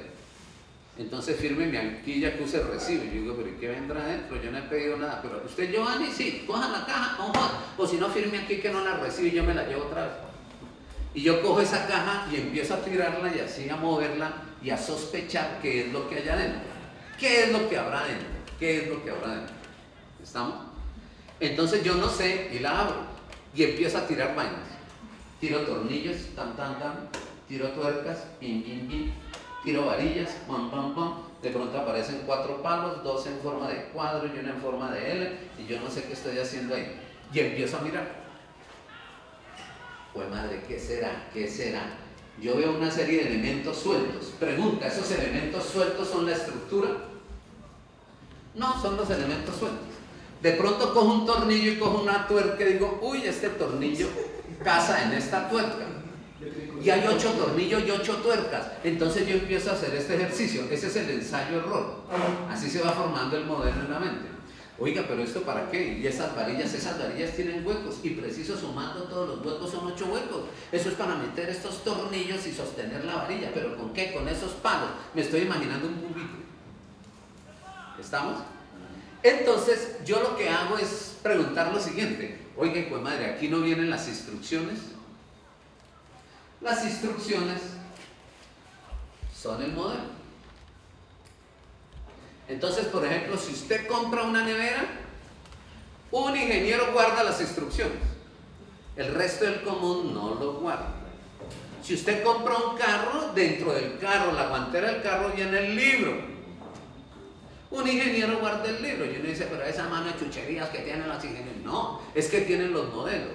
Entonces, si usted, por ejemplo, está jodiendo, abre la nevera y no prendió el bombillo, ¿usted llama un técnico? No, ¿qué hace el ingeniero? Va y coge el libro y dice, mire, si no funciona el bombillo pueden ser estas opciones, y usted mismo lo arregla.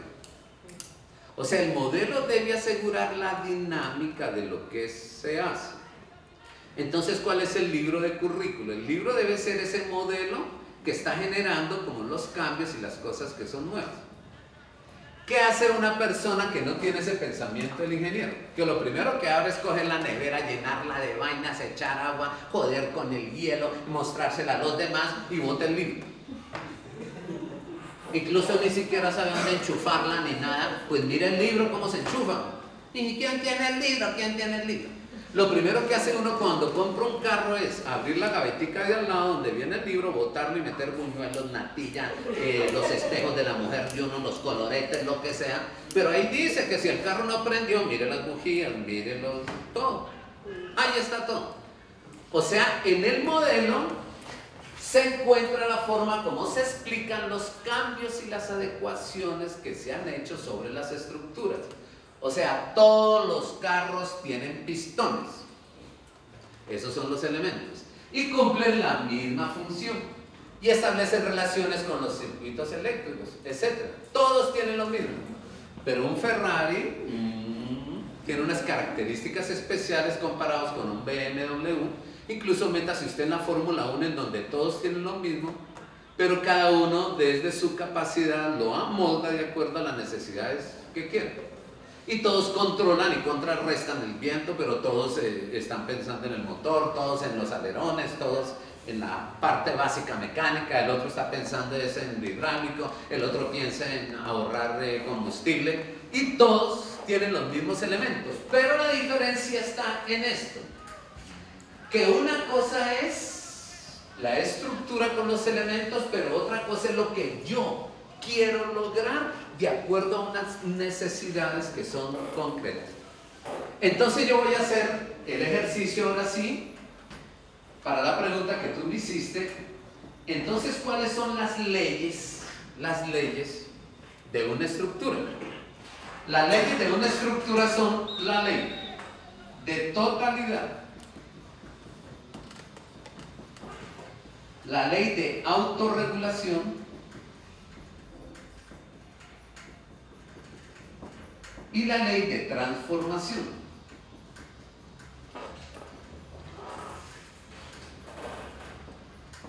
Entonces, mire lo curioso, que la ley de totalidad la cumplen las áreas básicas.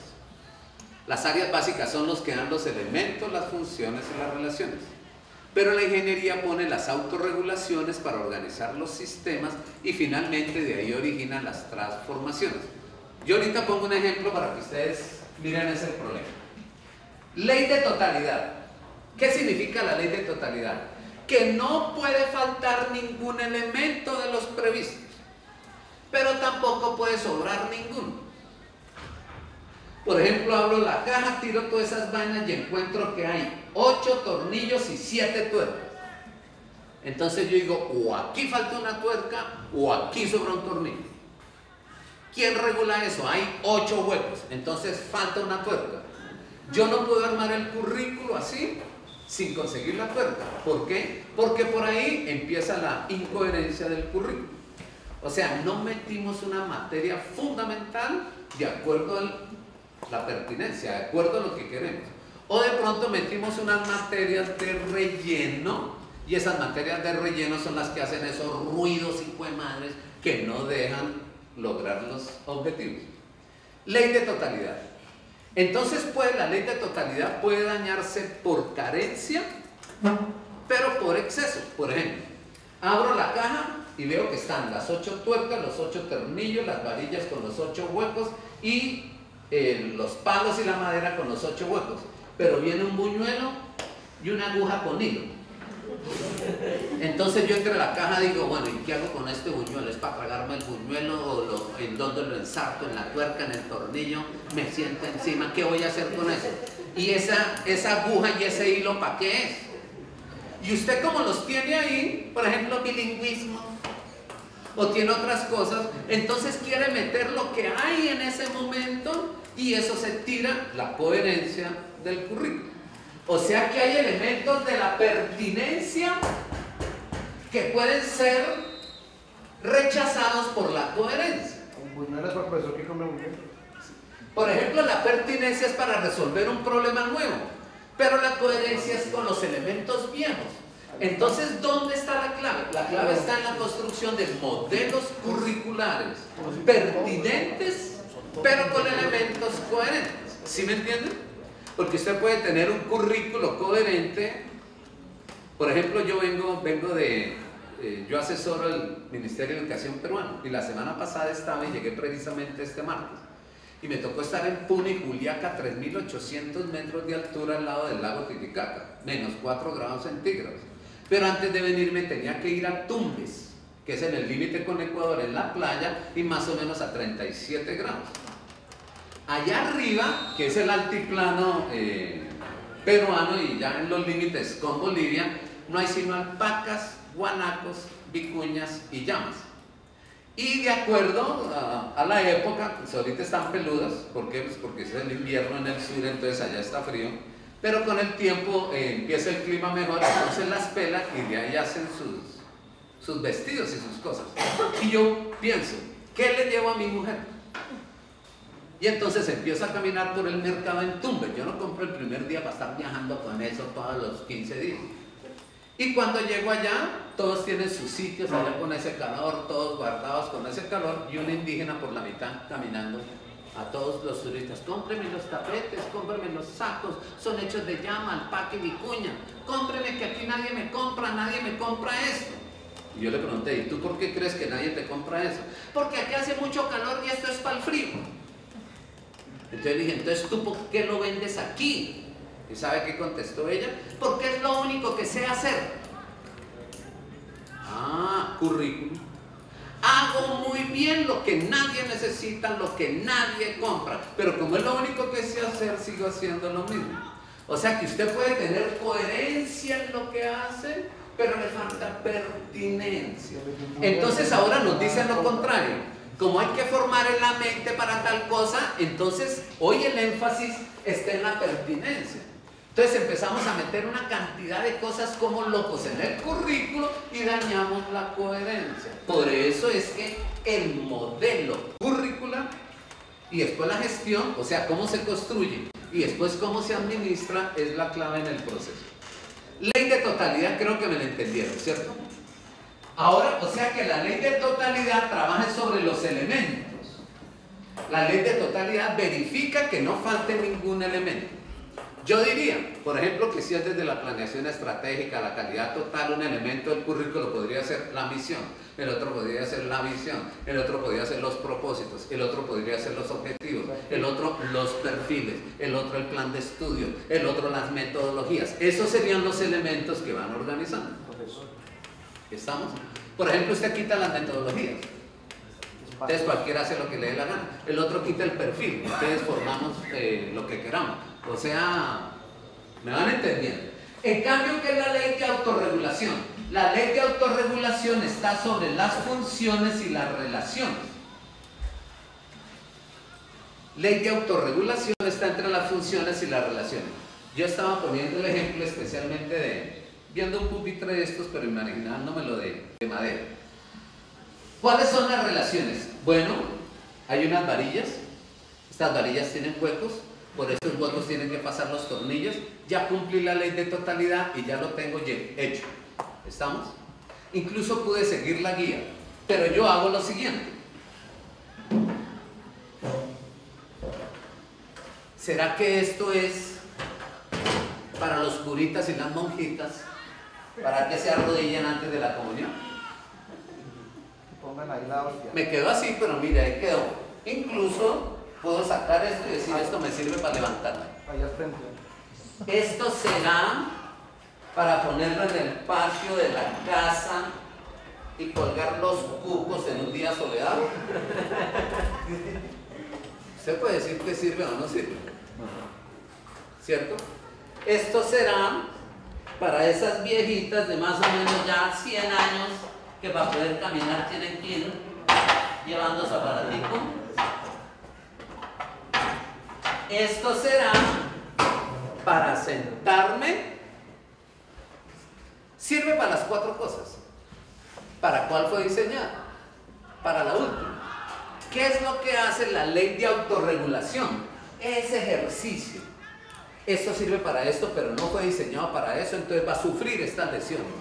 Por ejemplo, esto se hizo para poner el rabo y esto la espalda, y ahora está poniendo en los nudillos de la rodilla. Incluso cuando yo me arrodillé, lo primero que hizo fue que traqueó. No, no está dañada. ¿Por qué? Porque esta es fina, es de la Universidad del Quindío. Fuera RIMAX, de pronto se daña el mismo. Fíjese, esa es la ley de autorregulación. La ley de autorregulación es la que mira que todos los elementos estén, pero estén cumpliendo la función para lo cual fue diseñado. Y a través de esa función estén estableciendo la relación más apropiada para lo que fue diseñado. De tal manera de que la autorregulación va sobre la estructura. ¿Estamos? Los elementos, la ley de totalidad. Pero la autorregulación son las funciones y las relaciones que son las que permiten armar la estructura. Voy a poner un equipo de fútbol. ¿Cuáles son los elementos de un equipo de fútbol tradicional? Un arquero, unos defensas, unos medios y unos delanteros. El entrenador, ¿no? ¿Estamos? Y el entrenador está afuera. ¿Quién es el entrenador? El ingeniero. Porque él no es el que construye los jugadores. Él es el que organiza los sistemas de trabajo, o sea, las estrategias. Él es el que le pone el sentido. ¿A qué vamos? A empatar todos los partidos. Entonces ponga 4 arqueros y 7 defensas. 0-0, ¿no? Para quedar 0-0. Ochoa, por ejemplo, del América. Hay otro que dice no. El sentido mío es hacer los goles. Y aparece de pronto el Barcelona. Entonces siempre sus punteros izquierdos, los defensas izquierdo y derecho serán punteros. Y siempre cuando no están defendiendo están atacando más o menos 9 personas. Y se pasean y se pasean y se pasean. Y yo lo que quiero es tener el balón la mayor parte del tiempo, cansarlos. Y casi siempre los goles vienen faltando 15 minutos, 20 minutos. Y no se afanan. Y ganan, a veces pierden. ¿Cuándo? Cuando otro le conoce el sistema y le crea un sistema diferente con ingenio. Entonces a veces es el mismo equipo jugando con estrategias diferentes. Estas estrategias diferentes, utilizando las mismas funciones y las mismas relaciones y la misma estructura, son lo que equivalen a la capacidad de transformación.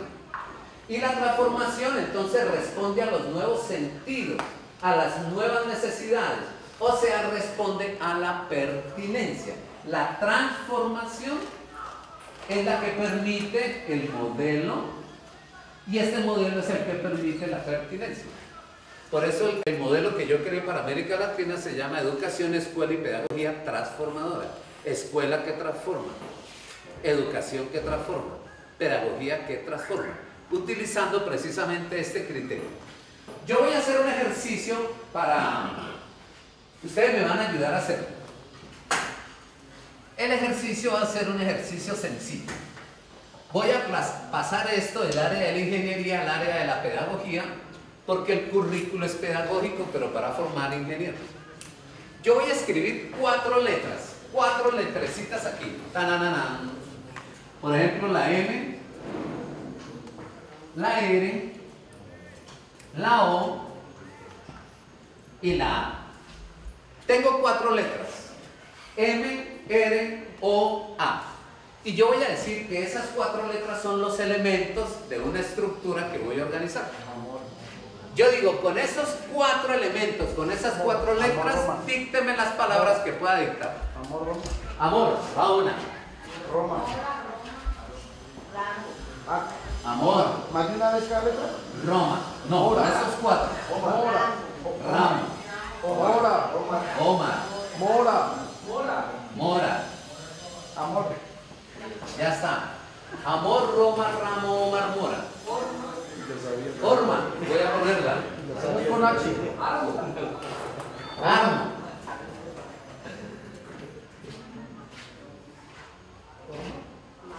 Orma es con H. Entonces yo pregunto, voy a mirar la primera ley, ley de totalidad. ¿Orma cumple la ley de totalidad? No. No cumple la ley de totalidad. Ahora hay una cosa curiosa. Miren la pregunta que voy a hacer, son ingenieros y matemáticos. Si yo permuto estas 4 letras factorialmente, ¿cuántas permutaciones podrían darse? ¿Cuántas? Sí, no les den miedo, digan. 24. 24. O sea, supongamos este es el elemento 1, el 2, el 3 y el 4. 4 por 3, 12, por 2, 24, por 1, 24. ¿Y por qué no dictaron sino 7 y de los 7 hay uno que no sirve? Por el sentido. Por el sentido, hijo de madre. Por el sentido. Nadie dictó Raón. Nadie dictó Oamr. Nadie dictó Roa. ¿Por qué? El sentido. O sea, por más de que estén las mismas hijuemadres materias, en la misma estructura, en el mismo currículo, el sentido es el que permite elegir para dónde vamos. O sea que el currículo no es para poner horas, quitar horas, subir materias, bajar materias, contratar profesores. Es para sentarse y buscar el sentido. ¿Qué queremos? Y para eso sirven estos elementos. ¿Estamos? Pueden aparecer 24, pero de esos 24 parece que solamente 6 tienen sentido.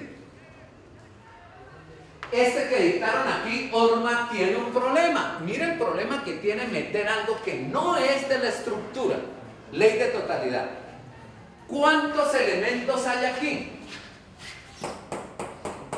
En Orma, 5. Si usted permuta los 5 elementos factorialmente, ¿cuántas estructuras podrían darse? 120.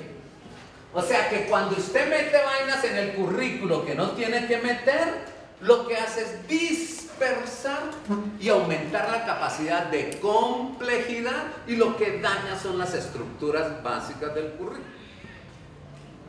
Entonces metámosle calidad total, ahora metámosle reingeniería, ahora metámosle tal cosa, y usted mete y mete y mete. ¿Qué fue lo que usted hizo en el doctorado en el que acabó de llegar?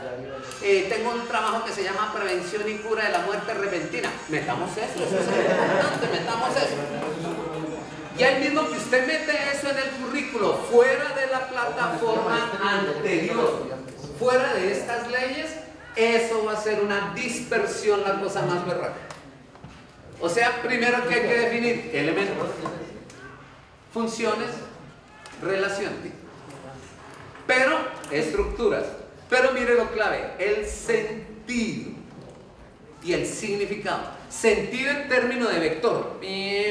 ¿A dónde queremos llegar? Axialidad, punto de llegada. Pero punto de llegada, ¿con qué significado? ¿Qué es lo que queremos producir llegando allá? Y esa es la pertinencia, resolver este problema concreto. Pues esa pertinencia estaría asociada como a un nivel de aprendizaje o a un nivel de competencia o algo así.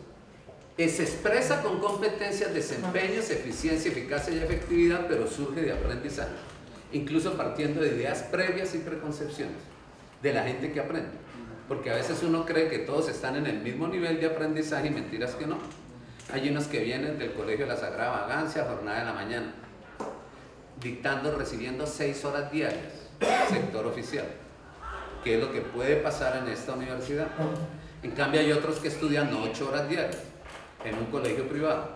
Ay, pero 2 horitas, 2 horitas diarias, a la semana son 10 horitas, en 40 semanas al año son 400 horas, y de grado 0 hasta grado 11 durante 12 años son 4.800 horas menos recibe de clase un alumno de un colegio público, que es el que va a venir aquí.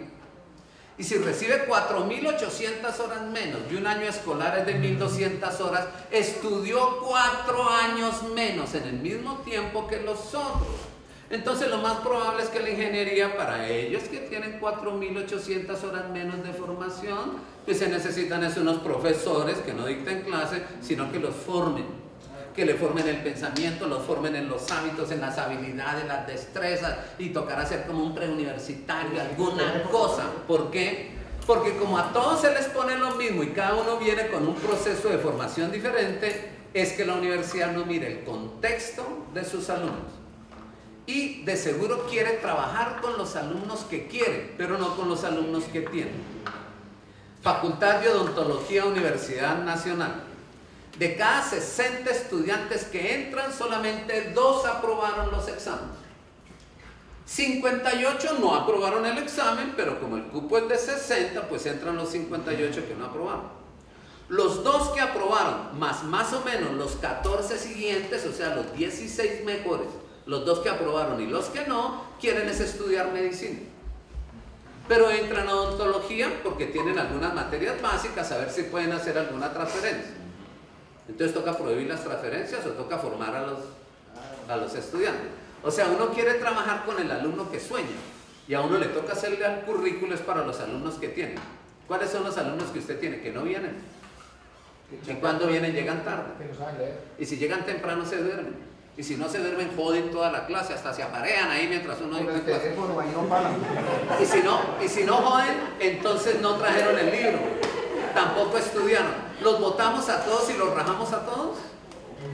¿Y acaso la educación no es una educación que debe ser preventiva y debe ser inclusiva? Entonces hay unos problemas, que los sueños ideales educativos de un país, el currículo es el que los frena. Porque el currículo es precisamente como la armazón sobre la cual se permite el desarrollo. Bueno, yo voy a hacer una cosa. La cosa es esta. ¡Tananana! ¿Los de atrás alcanzan a ver? O por lo menos a sospechar. Miren, yo voy a hacer lo siguiente.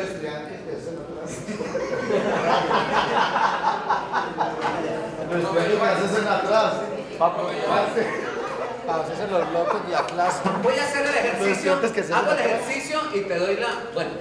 Siendo así, ¿por qué no se hace como en otros países que la dirección viene del ministerio? Todos tienen Depende. Es tan liberal y Por los contextos. Depende del país. Por ejemplo, si es Rusia, Polonia, Bulgaria, Hungría, el país decide qué hay que hacer. Pero si son otros países y países libres, que son países demócratas, es al revés. Por ejemplo, mi doctorado. Yo me pego semejante viaje en Bogotá, Houston, y transbordo en Houston hasta Los Ángeles, y en Los Ángeles cojo mi flota, y me voy hasta Newport Beach, porque allá fue donde me aprobaron para empezar a hacer el doctorado. Voy con mi esposa y conmigo. Uy, va a hacer doctorado. ¿Por qué? Porque aquí no habían doctorados en educación y yo quería hacer mi doctorado en educación. Ahora se pueden hacer en cualquier parte. Y usted lo hace en cualquier país y aquí entonces el país no se lo vale ni se lo homologa. ¿Por qué? Porque aquí no hay. Entonces, como aquí no hay, no dejemos que los que estudiaron afuera se puedan. Son unas maricadas, las cosas más cerradas. Entonces yo llego allá y no me hacen sino una sola pregunta el decano. Mire la pregunta que me hizo. ¿Cuál es tu proyecto? Y yo dije, mi proyecto es hacer un doctorado en educación. Me dijo, eso no es un proyecto, eso es una carrera. El siguiente. Semejante viaje, yo creo que mi esposa la única vez que me vio llorar en la vida, el esfuerzo, esa vaina de plata de uno y todo eso. Al año siguiente volví y mi esposa no me dice ya Francesco, sino ya Franterco. Yo soy terco, yo saco las vainas. Y al año siguiente volví. Y el mismo decano, tú ya habías venido. Y se rió. Dije, sí, yo ya había venido. Ya sabes cuál es la pregunta. Y yo dije, mi proyecto es construir un modelo pedagógico holístico, centrado en el bienestar, la promoción y el desarrollo humano, la educación por procesos y ciclos, la construcción del conocimiento con aprendizajes autónomos y significativos, y el desarrollo del liderazgo transformacional a partir de la innovación educativa. Digo, eso suena como, bueno, ¿lo tiene ahí? Entonces yo le dije, sí, empastado y todo, el proyecto. Y mire lo que me dijo, deme 15 días para leer. Entonces seguro yo hice una cara así, 15 días, o sea, yo me voy a quedar 15 días aquí para estar. Dijo, no se amargue. Como yo soy el que lo voy a tener 15 días, su proyecto, este es un voucher para que usted se hospede en este hotel. ¿Cómo es la habitación del hotel? Pregunto yo de atrevido.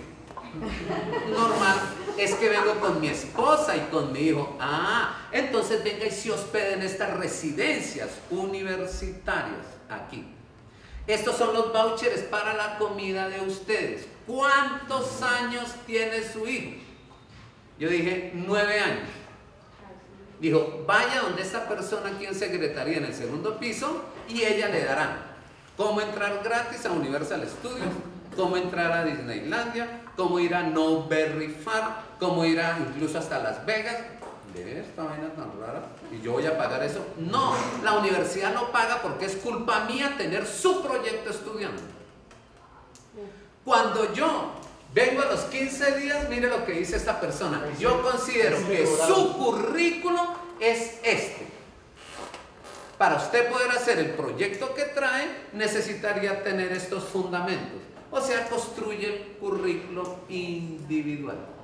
Y solamente me puse una tarea. Yo dije, esto tan bueno no lo dan en las otras partes. ¿Por qué? Porque había materias, por ejemplo, de antropología que me tocaba ir hasta Utah, a una sede que hay en Utah, que es donde el estado de los mormones, y ellos tienen allá Newport University, pero no en Newport Beach, sino en Salt Lake City, en Utah. Y allá están todos los que trabajan valores, la ética, la moral, y usted tiene que trabajar eso. Entonces allá lo hospedan y usted viaja con esto. ¿Por qué? Como mi universidad tiene esa carencia, es obligación mía responderle a su proyecto. Colombia está tratando de hacer eso, y a eso se llaman convenios. Entonces este quiere en la electiva estudiar mandarín y aquí no sea mandarín, entonces vaya a la Javeriana, y allá lo cogen la Javeriana, y entonces yo le pago a la Javeriana por enseñarle a usted. Ya en Colombia está empezando a hacerse esto, pero en el año 92, cuando yo por ejemplo me gradué, eso era un sueño, una utopía. Y me tocó ir con los indios de la reserva Seminoles a ver etnología y etnografía. Ir hasta el Everglades National Park en la Florida, e ir y viajar. Incluso yo me decía, ¿se ve en avión? No, me voy por tierra. Y me iba a Chan, entonces pasé por el Cañón del Colorado, después me metía por Nuevo México y fui a Albuquerque hasta que llegué hasta allá. ¿Cuál era la condición? ¿Qué me pedían? Que todo lo que hice yo como universidad por usted, lo haga por todos aquellos que quieren estudiar lo que usted propone, porque usted es el primero que propone eso. Entonces ahorita tengo un problema. El problema lo empecé a tener como 5 o 6 años después, que simplemente entra una llamada a mi casa, que va a ir una persona que está estudiando esto y está siguiendo parte del modelo suyo, y tengo que recibirlo en mi casa, hacerle las tutorías en mi casa, acompañarlo, incluso ayudarle en su graduación, y no le cobro un peso porque a mí no me lo cobran. Yo me refería al pregrado, al pregrado. Es que en el pregrado empieza. Por ejemplo, el pregrado es para encontrar problemas. La especialización es para leer desde qué enfoque o paradigma resuelvo el problema. La maestría es para definir el método para resolver el problema. Y el doctorado es resolver el problema. Entonces, ¿qué pasa en un país desarrollado? Que tú de pregrado pasas al doctorado. Porque sabes que el primer año equivale a la especialización, los 2 años siguientes a la maestría y los 2 últimos. En cambio aquí no, que para el doctorado tiene que tener la maestría, para la maestría tiene que tener la especialización, para la especialización tiene que tener el pregrado. Entonces tú haces 1 año de especialización más tesis, 2 de maestría más tesis, ya van 5 más 5 de doctorado. Entonces uno sale doctor aquí a los 45 años. En cambio allá a los 27 máximo tú ya tienes tu PhD y pasaste del pregrado directamente al doctorado. Pero sabes que en ese pregrado te vas a especializar en algo de forma específica. O sea que hay unas cosas curiosas. Y las universidades que pueden hacerlo, que son estas, que son las oficiales, porque a la larga no están cobrando, tampoco lo hacen. O sea, toda la factibilidad curricular la tienen, son especialmente las oficiales y no las privadas. Porque las privadas incluso ni ponen tesis. Usted no se gradúa con tesis, usted haga un trabajo social, usted haga un curso de profundización. Y el curso de profundización es que un profesor que ya le había dictado clase vuelve y le dicta lo mismo, pero habiendo terminado la carrera, y eso le vale por tesis. Y se acabaron las investigaciones en Colombia, y ese es el decreto 080 del 80. O sea que un currículo que estaba bien hecho, exigente, de pronto se volvió un currículo laxo. Y cada vez los estudiantes aprenden menos, pero se gradúan masivamente y salen a trabajar y no saben hacer nada. Ese es uno de los problemas. Entonces, ahora sí voy a poner el ejemplo que iba a poner. Yo voy a coger, supongamos, 4 de las palabritas que ustedes dictaron. La primera era amor. Entonces, cojamos una por M. Ustedes dictaron mor. Cojamos una por O. Dictaron Omar. Y dictaron una con el RAM. Yo voy a hacer una cosa curiosa. Aquí había puesto la M, aquí había puesto la R, creo que aquí había puesto la O y aquí había puesto la A. Me voy a bajar a los puntos antes solo para el problema. Tenemos que inventarnos instituciones educativas en el futuro. Los elementos siguen siendo los mismos. La A son los alumnos. La M son los maestros. La O, no peyorativamente, sino para el ejemplo, son los obreros, el personal auxiliar y de servicios, administración, soporte y gestión. Y la R son el resto, los radres de familia, supongamos. Entonces surge un colegio, amor. Surge otro colegio, mora. Surge otro colegio, Omar. Y surge otro colegio, Ram. Estoy trabajando con estructuras y no con modelos. ¿Estamos? Pero entonces miremos. Los que están en el margen izquierdo son los más importantes y los que están en el margen derecho son los menos importantes. Por ejemplo, en este colegio son importantes los alumnos. El segundo más importante es el maestro. El tercero más importante es el obrero y el cuarto, el menos importante, es el padre de familia. Y suena bien. Por ejemplo, ese es un colegio de curas y de monjas. Colegio de curas y de monjas. Allá son importantes los alumnos. Es muy difícil que echen un alumno, echan un profesor. Allá los alumnos evalúan a los maestros y los maestros son los que se van. Pero en estos colegios, como es más importante el alumno, incluso universidades, el maestro no tiene tiempo completo ni contratos indefinidos. Incluso entra a trabajar la primera semana de febrero y termina la última semana de mayo, lo contratan en la primera semana de agosto y termina en la primera semana de noviembre y no tiene derecho a comer en enero, ni en junio, ni en julio, ni en diciembre. Más o menos. Estamos hablando de... Estoy exagerando. No, estamos hablando Te va a pegar. Por eso, yo sé que aquí pasa cualquier parecido con la realidad. Cualquier parecido con la realidad es pura coincidencia intencional. Yo dije curas y monjas especialmente, ¿por qué? Porque son los colegios que se inventaron para los alumnos. No se inventaron para el negocio, como los de padres de familia. Se inventaron para los alumnos. Pero entonces, ¿cuánto tiempo se trabaja? Más o menos se trabajan 8 meses de 4 semanas cada uno. O sea que por eso los currículos de las universidades tienden a tener 16 semanas, que son 14. Realmente viene a ser 12. Y 2 semanas que son las de exámenes finales y parciales y cosas así. En otras universidades y de otros países sacan 3 semestres de 4 meses en un año. Por eso las carreras allá duran 3 años y medio y no 5. Y mientras más gratuito sea, es mejor hacerlas más rápidas y más eficientes para que pase más gente y no ganar y no invertir tanto. O en términos de costos, no inversión, sino de costos. Entonces aquí son importantes los alumnos. Los maestros son los segundos importantes, pero entonces el maestro se considera en nuestros colegios que lo importante es la vocación. Entonces llaman al maestro a entregar notas a padres de familia los sábados y no puede pedir día compensatorio. Incluso se debe quedar cuidando a los alumnos que se quedan entrenando fútbol. Los meten en las rutas de los buses a que vigilen los alumnos que no quemen el bus o alguna vaina. Y eso está todo dentro del mismo sueldo. Y a veces ni siquiera pagan por el escalafón del maestro, sino que le dicen si le sirve bien y si no, no. Y el maestro trabaja como una mula y con un sentido de pertenencia porque sabe que lo vota. El segundo importante es el maestro, por eso le celebran el 15 de mayo. y celebran el Día del Educador.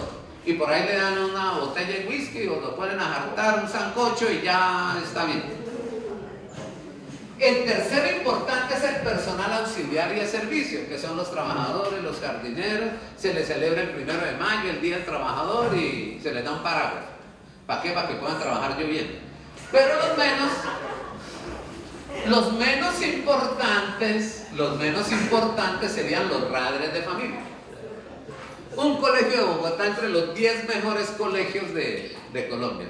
No digo el nombre porque están grabando, pero es de amigos. Y me llama la atención lo siguiente, que el colegio es muy humano.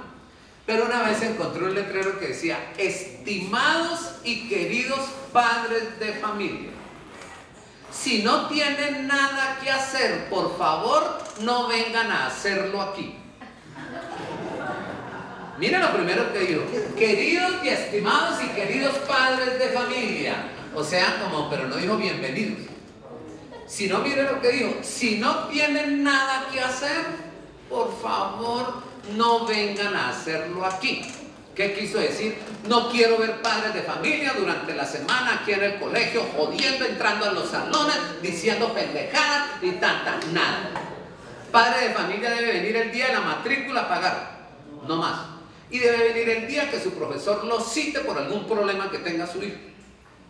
Y es obligatoria la citación a escuela de padres, o si no le saco a su hijo. Porque lo importante es su hijo, no usted. Ah, ese es un modelo. ¿Es malo? Malo para el padre de familia, malo para el obrero y el profesor, bueno para el alumno. Ahora mire el segundo, que es el del sector oficial. El más importante es el maestro. ¿Cuánto se le paga? ¿10 meses? ¿12? ¿13? ¿14? ¿15? ¿Cuándo entra en un paro un colegio de estos? Nunca. ¿Cuándo entran en paro los colegios gobernados por maestros? Siempre. ¿Hay sindicatos para los maestros aquí? No. FECODE no los cobija. Pero para los maestros aquí, sí. Incluso el profesor dice: pero usted no aprendió, yo gano lo mismo si usted aprende o no aprende. El problema es suyo. Incluso si no vengo, gano lo mismo. Si me ponen un memorando, me declaro en persecución. Incluso si me hacen venir un sábado, pido compensatorio. O sea, es un diseño hecho para el maestro. Entonces usted puede imaginarse cómo es el currículo aquí, y usted puede imaginarse entonces cómo sería el currículo aquí. Aquí es para formar a los niños que traigo.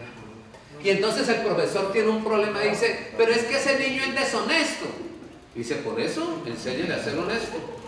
Pero es que este es irrespetuoso. Tiene 12 años para enseñarle a ser respetuoso.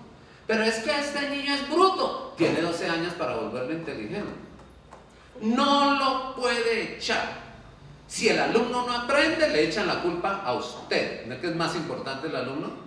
Entonces usted es incapaz de formarlo, entonces no se meta de educador, váyase para otro colegio.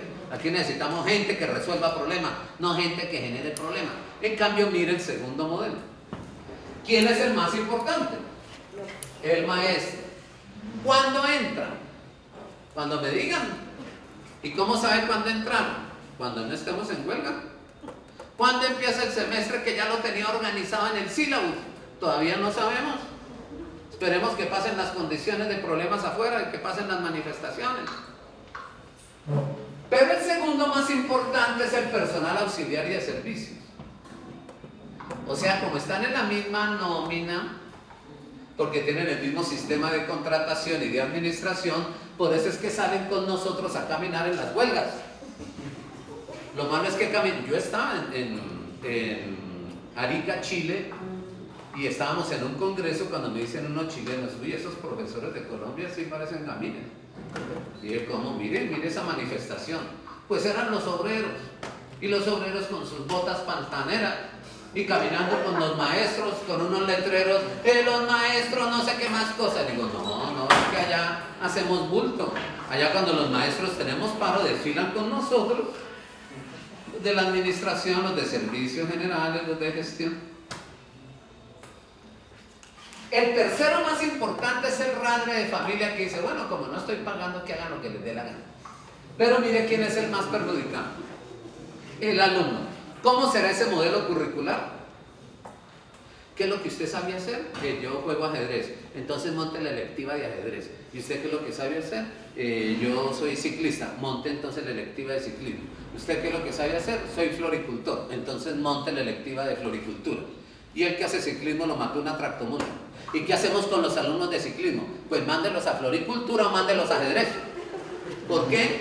Porque las selectivas es que elijan no lo que usted quiere, sino lo que los maestros podemos dar, de acuerdo a nuestras capacidades. O sea, es un currículo hecho de acuerdo al talento de quien enseña. En cambio, aquí es un currículo pensado de acuerdo al talento de quien aprende. En cambio, mire este tercero. Yo no puse universidades para no pelear, sino el ejemplo es con colegio. Aquí, ¿quién es el más importante? El obrero. Si el obrero es el más importante, este es, por ejemplo, el colegio del acueducto. Este es el colegio de Ecopetrol. Que como usted trabaja para el acueducto, entonces yo voy a hacer un colegio. Por ejemplo, la empresa de teléfonos de Bogotá, la ETB, tiene 2 colegios en Bogotá para los hijos de los trabajadores de la ETB. Y entonces les cobra poquito. Si usted se sale de trabajar de la ETB, saca a su hijo del colegio. Porque esto lo estoy haciendo es para bajar la canasta familiar.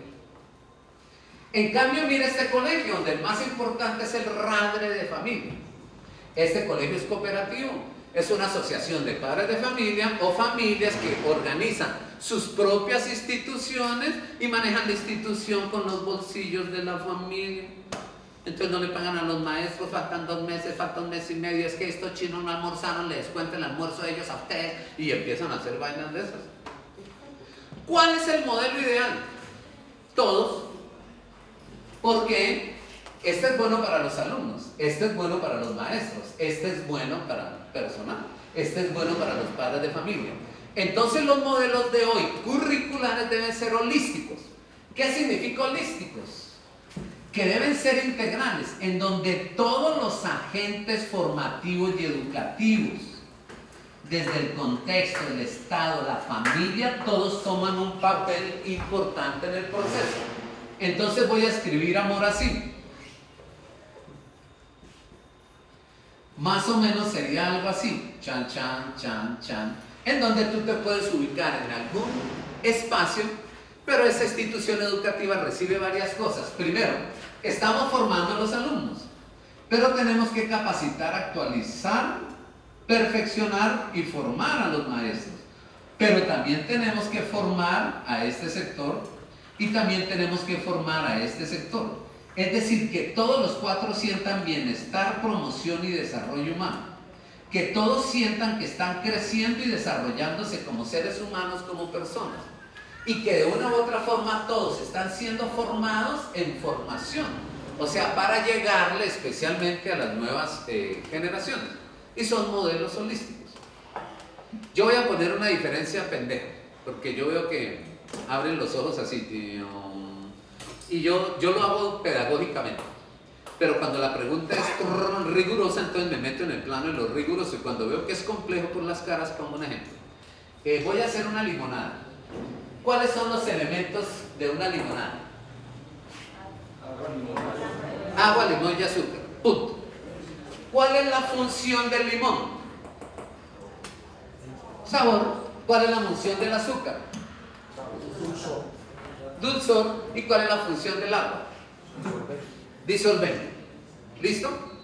Entonces yo puedo establecer determinadas relaciones para hacer una limonada. Y la limonada, si yo no tengo el sentido, entonces no saco el modelo, pero yo voy a hacer la limonada.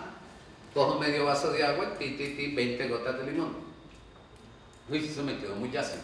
Entonces agrego más agua. Pues madre, se le fue el limón. Entonces le pongo más limón. Y ahora le meto más agua.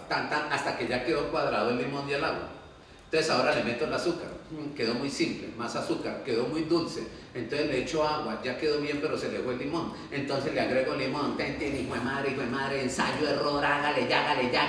Y eso es lo que lleva a la universidad más o menos 100 años en Colombia. Hágale, ensaye, joda, meta, quita, pon. Hasta que de pronto sale la limonada, la berraquera. Y él prueba la limonada y dice, uy, esta limonada está la machera, ¿dónde? Compren esta limonada de la universidad tal. Y todo el mundo toma la limonada. Y todo el mundo dice, esta es la limonada que yo quiero. Acreditada. ¿Cómo la hizo? No sabemos. ¿Es buena la limonada? Sí. Pero no sistematicé los procesos, ni sistematicé las adecuaciones, los cambios, las transformaciones. Entonces siempre me toca ensayar. Entonces viene un nuevo comité de currículo y se devuelven 70 años, cambian el currículo a los 2 años, entra otro y ya llegaron al año 80, después se devolvieron al 50, repitiendo porque no está sistematizado. Lo que hoy se llamaría trazabilidad, o sea, mirar como la historia de los procesos, para no decir es mejor malo conocido que bueno por conocer, o como desconocemos improvisamos y hacemos cosas y cosas. Tanto que, por ejemplo, rotan las decanaturas y sube algún decano y todo el mundo dice, uy, ahora se nos viene esto. Y como ese decano sale y entra otro y cada 2 años nos cambiamos y todo eso, uno ya sabe qué va a pasar y uno vive como con un freno en mano ahí jodido.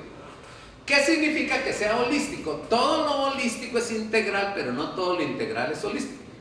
¿Qué voy haciendo la limonada? Medio vaso, apunto medio vaso, 20 gotas, me tocó agregar 3/4 de mililitro, y yo voy haciendo toda la cantidad de azúcar hasta que al final digo, mire, por tantos vasos de agua son tantas gotas de limón y son tantas cucharadas de azúcar, incluso Río Paila. Y ya cuando quede, entonces ya tengo el modelo curricular, producto de la sistematización de las experiencias exitosas. Pero ahora hago esto, él se matricula de primero y yo le doy el currículo, la limonada. Y él dice, uy, pero esto tiene azúcar y yo soy diabético. Y el otro dice, y aquí le echo limón y a mí se me baja la tensión. Entonces yo me pongo bravo. Entonces necesito un hijo de madre limonada para cada uno. No, usted ya tiene el modelo. Entonces coge el modelo, ¿cuál es el problema suyo? La diabetes, coge el modelo, pase aquí, ráquete y ahora agregue tal cantidad de agua y tal cantidad de limón según la sistematización que tiene, sin azúcar, para disolver el azúcar y entregarse. Y a eso es a lo que se le llama flexibilidad curricular. Por ejemplo, en algunas universidades he hecho hacer esto, y yo lo hago en los colegios donde siempre he sido rector. Supongamos en matemáticas, en inglés, en algunas áreas es complicado por los contenidos de aprendizaje y los niveles de procesos que se necesitan, mentales. Entonces los alumnos hacen un test de matemáticas, hacen test de aptitudes matemáticas, dependiendo de los niveles. Eran más o menos 6 niveles, de más o menos 30 alumnos en cada nivel, entonces son como 180 alumnos, y se ponen a los chinos entre los 180 alumnos en orden del primero al último, como hacen en los Juegos Olímpicos. ¿Y qué ocurre? Que los 30 primeros van a este salón a la hora de matemáticas. Se pone la matemática a la misma hora, y son 6 profesores de matemáticas esperando que lleguen sus alumnos. Uno coge los excelentes, otro los sobresalientes, otro los buenos, otro los aceptables, otro los insuficientes y otro los deficientes. O sea, los deficientes son los que están como entre el puesto 151 y el 180. Entonces a esos insuficientes se les estudia y se les hace el currículo para ellos. Se sabe que esos son los que no van a ser ingenieros, son los que están en los excelentes. Entonces estos, miren, pueden ser deficientes en sexto, insuficientes en séptimo, aceptables en octavo, buenos en noveno, sobresalientes en décimo y excelentes en 11, pero de acuerdo a sus características. En cambio estos son excelentes todos, pero de los excelentes hay uno que sacó el primer puesto y otro el 30. O sea que el 30 se parece mucho al 31, se parece al excelente de los sobresalientes. ¿No será que los 5 primeros de los sobresalientes pueden subir excelentes y estos que se están colgando de los excelentes pueden pasar al otro lado? Y así es que se explora el talento matemático. Suena el timbre y a la segunda hora química, lo mismo. Suena el timbre a la tercera hora física, lo mismo. Suena el timbre a la cuarta hora inglés. O sea que hay un alumno que es excelente y se encuentra con los excelentes en matemáticas, pero está deficiente en inglés y se encuentra con los deficientes en inglés. Y así se descubren especialmente los talentos. Y entonces el colegio terminaba haciendo diversificaciones educativas de acuerdo a las necesidades. Entonces había diversificación educativa en ciencias económicas, administrativas y contables, ciencias naturales y ambientales, ciencias de la salud, ciencias de la matemática y de la ingeniería, ciencias humanas, ciencias sociales, ciencias de la comunicación, artes plásticas y escénicas y filología e idiomas. En el mismo colegio había 9 modalidades y ningún alumno se equivocaba de carrera, entraban a las mejores universidades y nunca perdía materias. ¿Por qué? Porque se trabaja sobre el talento que la persona tiene. O sea, le vamos echando el azúcar a medida que lo va soportando. ¿Sí? O sea, tú vas graduando de acuerdo a las características de él, pero con una cosa.